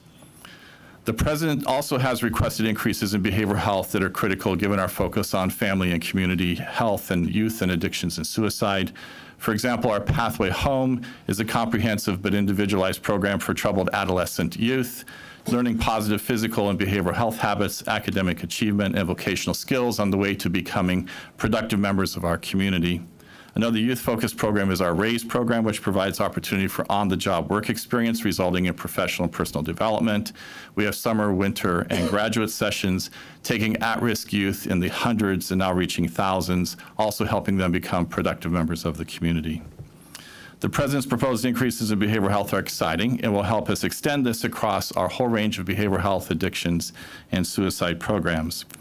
We are about to open a large facility called the NUCA Therapy and Learning Center, which is another huge bet on our part on the behavioral health and addictions part of our efforts. It will help us expand the range of learning circles, Family Wellness Warriors Initiative, 4 Directions, Family Matters, addiction groups, and a range of other behavioral health programs. You've heard from others, and I'll repeat some of what they've said for emphasis. One of the troubling parts of the substance abuse and suicide prevention program that merit-specific mention is that these special initiatives are put in that category and therefore do not have contract support dollars being available. This will cost us hundreds of thousands of dollars as we use the money to improve these services. Almost as impactful, IHS has stopped adding these funds to our compact and has started issuing a separate grant with its own reporting and accounting rules, making it more complicated and costly to run, and again, without contract support dollars being made available. We join many other tribes in asking the committee to eliminate this notwithstanding clause and to direct IHS to treat these funds just like other IHS program funds operated under the Self-Determination Act. I'd also like to repeat and point out what was mentioned before about the proviso addressing tracking unspent contract support cost funds. This makes accounting for these funds far more complex than it need be, and without any real benefit to the federal government. It's also unnecessary because existing law already covers this in the Reauthorization Act. On a related note, we also respectively request the committee direct the Secretary of HHS to promptly file all late contract support cost shortfall reports. the most recent one being FY 2011, which is more than 5 years old. This information is not only critical to all of us for moving forward, but it's also congressionally mandated by Section 106.3 of the Indian Self-Determination Act.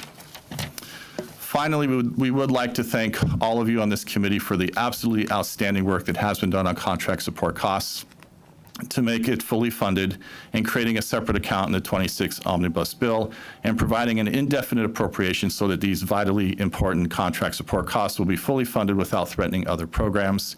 We commit to our part in using these funds to continue our outstanding efforts in response to this funding.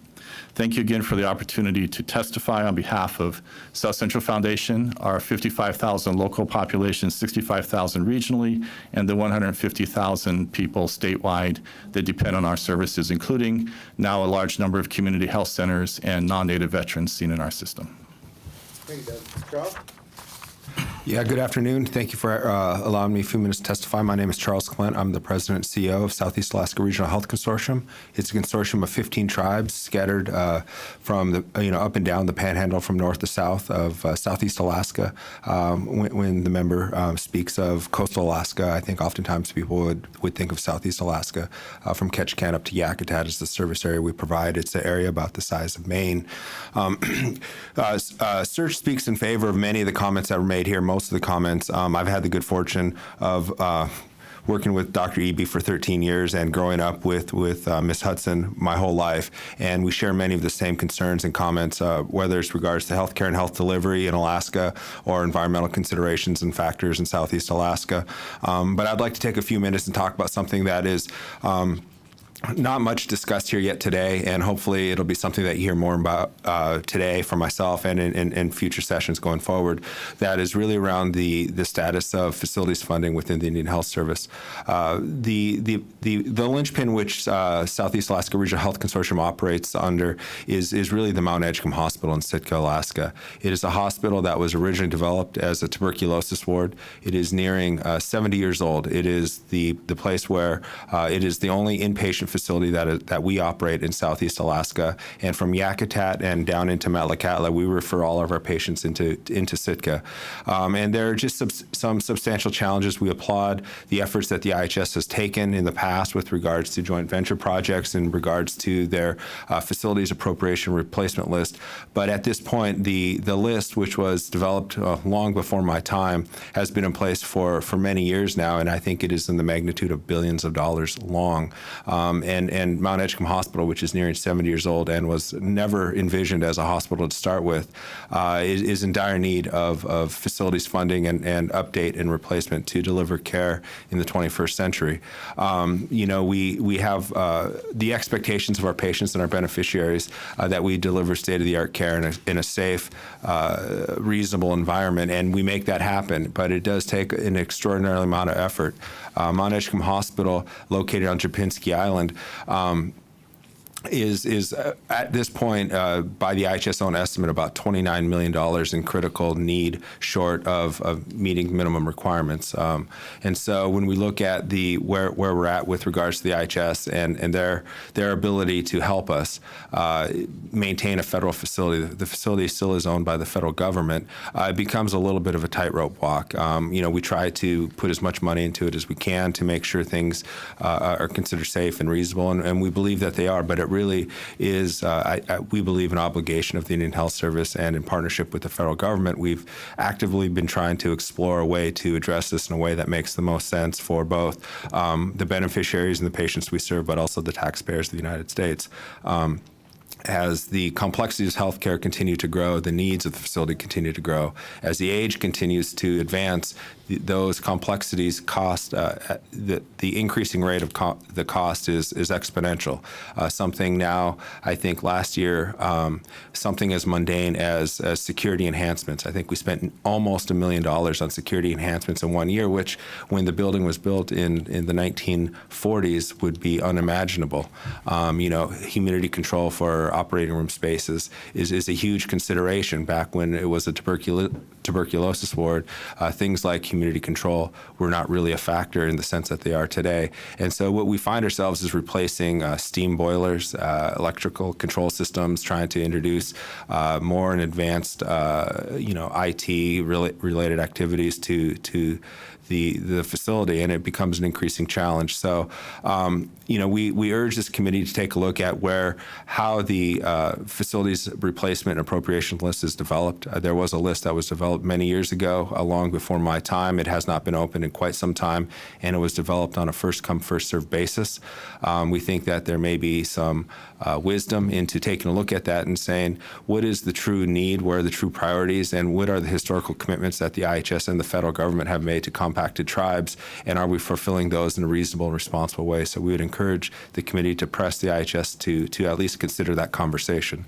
Additionally, I think there are programs such as the joint venture programs and the support of this committee on contract support costs that have shown to be very beneficial. We urge the committee to keep pushing the IHS to fund and keep promoting the joint venture program. It's a good use. We believe it's a fantastic use of taxpayer resources, and it's a good way to encourage the Indian Health Service to dialogue and engage with compacted tribes to fulfill their obligations under the Indian Healthcare Self-Determination Act. And of course, we do appreciate and approve all the appreciate all the activities that the committee has taken with regards to past actions under contract support costs. So with that, Mr. Chair, thank you very much. Thank you, Charles. Christopher? Thank you. My name is Chris Bolton. I'm the Chief Operating Officer of Norton Sound Health Corporation. We're up in Northwest Alaska, 44,000 square miles. We can actually see Alaska from a few of our villages. Little Diomede is a mile away from Big Diomede, Alaska and Russia. So we have a kind of a different situation. We were fortunate enough to get funding during the stimulus package for a brand new facility. So we have a $150 million state-of-the-art hospital in Nome, Alaska. It's really amazing. We also have implemented Cerner as our electronic health record system. 2 years ago, we partnered with ANTHC in South Central, who had brought it there 4 years previously. That is the system that the Department of Defense is moving to. It's the largest electronic health record in the world. So we're really doing some great things with that. We have that in our hospital in Nome. We have it in our 15 villages, some without running water, and then we have it in Anchorage. So we have a continuous electronic health record, state-of-the-art. We're implementing the patient-centered medical home. All 15 of our clinics are HRSA clinics, so we get HRSA funding. Between having the medical record and the case management model, we're starting to see some progress with that. Our real issues relate to the clinics themselves, and so we have some of the same concerns about IHS fully funding the village-built clinic leases. Those haven't been increased for many years. Contract support costs as well. Remove restrictions on joint venture program to allow staffing packages for clinics that are in the process of construction, and also allow behavioral health service agencies to be eligible for the program. One area that we lose significant money on is behavioral health. We have the highest suicide success rate in the country in Northwest Alaska. And again, we lose money on behavioral health because of the funding. So if we were able to get the joint ventures funding for behavioral health programs, it would be significant. Support at a minimum, the administration's request of $10 million for the small ambulatory clinics programs, provide the requested $25 million increase for behavioral health, shield the IHS from sequestration, and provide advance appropriations, the standard things that you hear.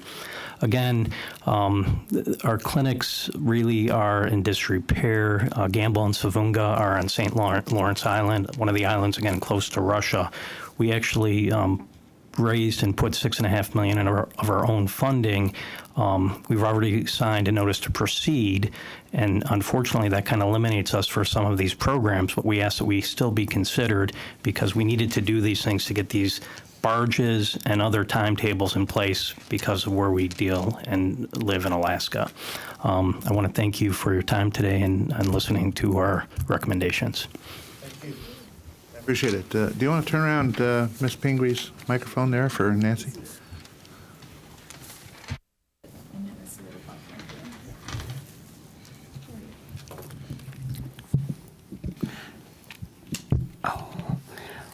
Honorable Chairman and members of the committee. I'm Nancy Martina Alonso. I'm the Secretary Treasurer of the Rama Navajo chapter, and with me are a couple of colleagues, our police chief, Darren Solon, and also Gilbert Maria, who's a community member. And also here is one of our legal people that have helped us with our Rama versus Salazar, Lloyd Miller. So I'm glad to see him here. Thank you for the opportunity, and we want to bring to you three issues, and they are law enforcement appropriation, additional detention funds, and contract consolidated programs funding formulation versus the actual funds.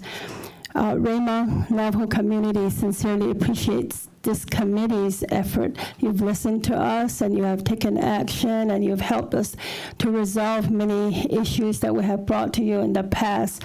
Some of these are the Rama versus Salazar settlement. We have now $940 million, and that's been approved for 699 tribes and organizations, and they'll be receiving their settlement funds sometimes this summer. So we're very grateful for that. And then second is the contract support cost that is now funded 100% every year. So we're grateful for that as well. And then recently we have contracted the roads maintenance program in our community. And then we have a second one that is pending, which is the housing improvement program. So we're grateful for the opportunity to do those things. The areas and issues of concerns that we have, the first one, the priority is our law enforcement appropriations. We're requesting $500,000 for ongoing services that are needed for two purposes. One is because we have to comply with the regulation. That regulation says that the Public Law 638 officers' salaries must be the same as those with BIA-funded law enforcement, and right now that's not being carried out or implemented. The second is to keep our hardworking police officers in our community, because we have lost about 3 of them in the we have lost 7 in the past 3 years because of the salary discrepancies. And in the testimony you see a table that shows that other agencies are paying their officers, around an average of 31% higher, and a discrepancy of about $17,000 more as their starting pay. And so that's really the reason that we're asking for additional funds. And we think that you should consider and look at the Office of Justice Services funds, because we look it up, and there's $32 million that's allocated, but only $6 million goes to the contracted police enforcement on the tribal side. So we think you should assist us in making sure that we get equitable funding from that. The second is the detention facility. We received the ARA funds of $3.8 million in 2009, and we have finished corrections facility. It'll be completed this summer in June, and in order for us to operationalize it, we need additional funding that can be recurring so that we can meet the need for increased correction officers. Our facility would need about 25.5 FTE, but we only need 8 additional ones at this time. We have operational costs that are increased because it's a modern facility. It has complex technological security systems and communications. And then thirdly, because we don't want this to be just a place where we lock up people, we want it to be a detention center that provides training in a lot of areas in rehabilitating them for vocational and for their behavioral psychological issues that led them to that place in the first place. And so in order to provide more programs and services for them, we need these additional funds. And then the third is the the annual budget formulation, the actual funding requests. Every year, our community goes through and complies with BIA's request to prioritize our unmet needs and a budget that we provide. And it usually makes it to the national level. We're within that range, and we do get increases in funding from time to time, but we never see it trickle down to our 638 program level.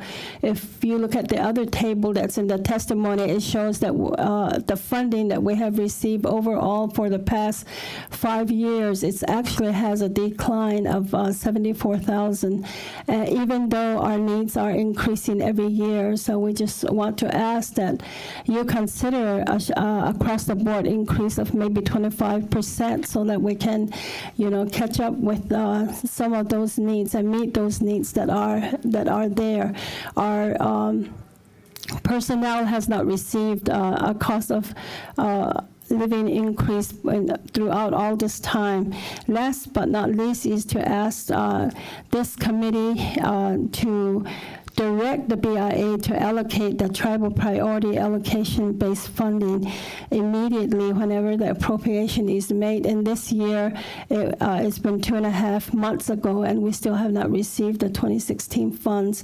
And sometimes, that will even be delayed all the way to like 9 months or 10 months, and that's just not right. And so, if you would assist us in that area. And then, in closing, Rama Navajo chapter has operated through 638 programs since 1986, and all through this period, we have always had clean audits. We have been good stewards of the funds that you have provided because they have made a difference and a big impact in our community. So we thank you very much for that, and we look forward to continued support from all of you. Thank you. Thank you, and thank you all for being here today for your testimony and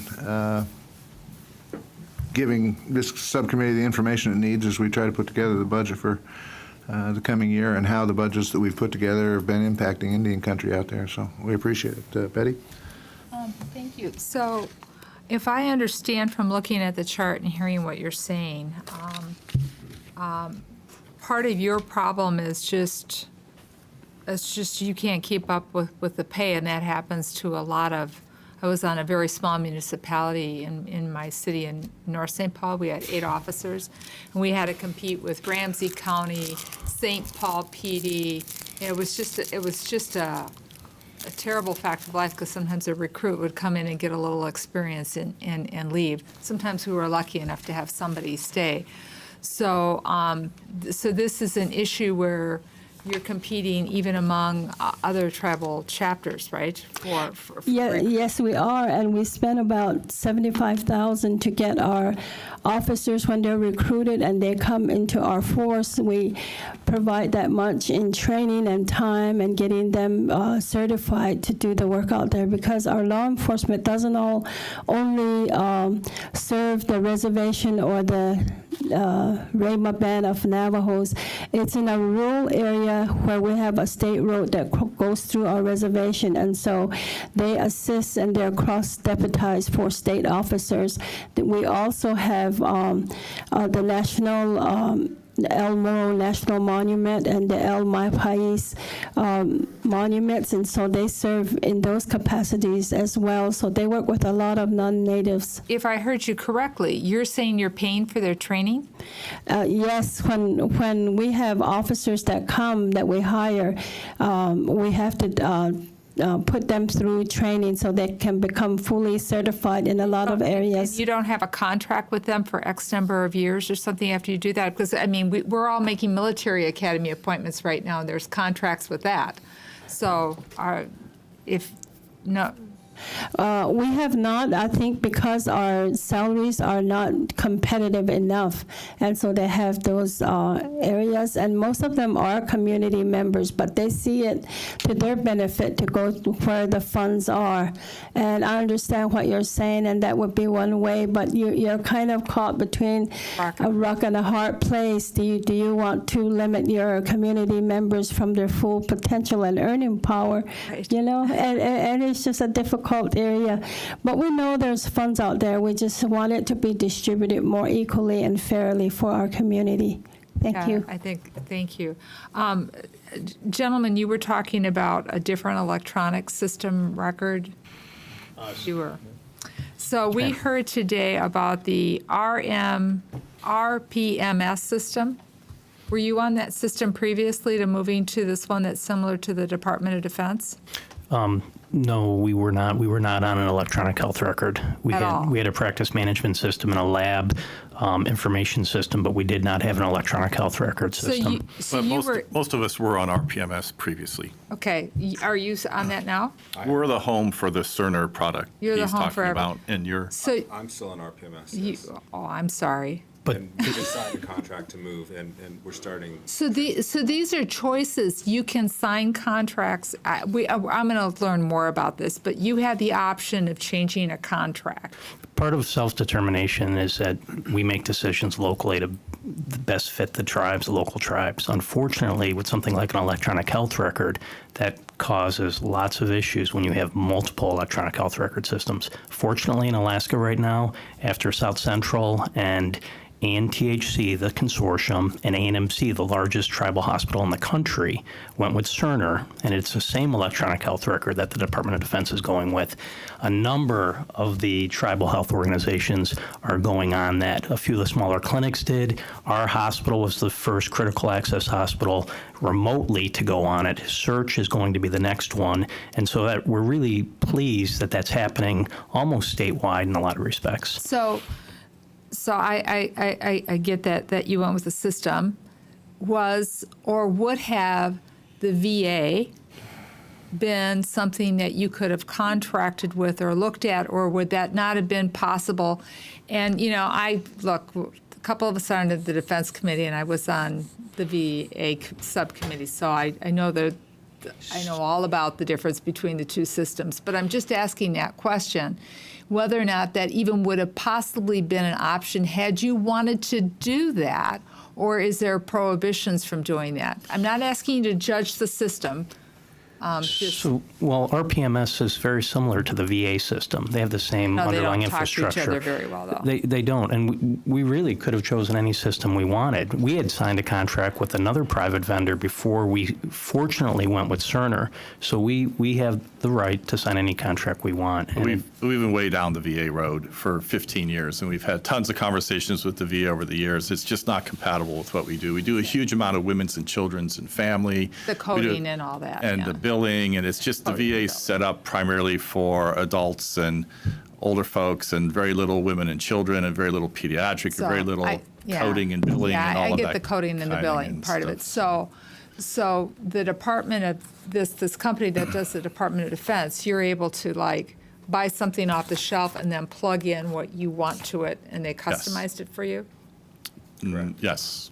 Okay. I think the interesting point of a lot of this is something that, this is something that we're paying for. Right. The RPMS comes as a part of our residual at headquarters, IHS. We leave money here, both in the area office in Alaska and here at headquarters in Rockville. And with that money that we leave behind, we get to use RPMS for free. I mean, it's not for free, but it's included in our compact arrangement. And it is such a disparity between what RPMS can offer and what we can get off the shelf with a commercial vendor. We choose to pay multi-millions of dollars to go down that path. We see both it as a patient health and outcomes resource, and also sort of a good financial investment. And that should illustrate the disparity between what's available in the commercial sector and what is available. Okay, I'm going to ask one more question, then I'm going to turn to our bright staff later on over the next coming days to understand this. So this RPMS system is not a contracted system that the Bureau of Indian Health uses. It is their own system. Correct. And they don't keep it updated. It's such a massively complicated thing. When we've been down this road 15 years, VA, RPMS, lots of different commercial vendors. We've tried and looked at tons and tons of different things, but it's moving too fast. And to expect the R&D portion of the IHS to keep up with Right. international vendors that invest bazillions because they sell them Right. all around the world is just an unrealistic thing. Modern medicine is way too complicated to have lots of small handcrafted things created ad hoc by different agencies. So this might that's have why the been- DoD has gone off the shelf now. This was a good system in its day, but it cannot keep up because the kind of investment we would probably have to make to keep it up with what you can buy off the shelf would And it was be created. taking away health care and putting it into It's IT. also created for small, rural, remote locations, and we run big tertiary facilities with ICUs and CCUs and ERs and operating rooms, and it was never built to handle that. And there's also a thing called meaningful use that we're all subject to, where we lose reimbursement if we're not meaningfully using the technology, and RPMS makes that very difficult. We do not receive sufficient funding to run our operations, so we have to make it up with third-party payments. So we have to have a very efficient system to bill out of, to code and to bill, and Cerner by far surpasses anything RPMS can do. And you can, I'm breaking my own promise, I'm asking, this is the last question, and you build Right. back the VA using this? Cerner, Because we do. if you have veterans, you can bill back, so. Correct. Yes. Yep. Thank you, Mr. Chair. Just another new thing I have to learn. Good. You're going to learn it with me. No, I'm not. You can come and visit Nome anytime and see it working if you'd like. I'm not into computer systems. That's something that is beyond the jurisdiction of this committee, actually. That's something that the technocrats get to do, not us. Well, we're not doing Thank you it. again. Thank you. That's for your because we time. don't do it. This concludes today's public witness hearing regarding the fiscal year 2017 budget for American Indians and Alaska Native programs under the jurisdiction of the Interior and Environment Appropriations Subcommittee. I want to again thank all of the distinguished tribal elders and leaders who testified today and sat in the audience. I can assure you that your voices were heard by this subcommittee. As I said in my opening statement, for those new to this process, today's hearings are just the start of a dialogue we've come to depend upon to help us make smart choices in the budget and to earn the votes of our colleagues. Please feel free to reach out to the subcommittee in the days and weeks ahead as we work to address the many valid concerns we've heard today. The hearing is now adjourned. Thank you.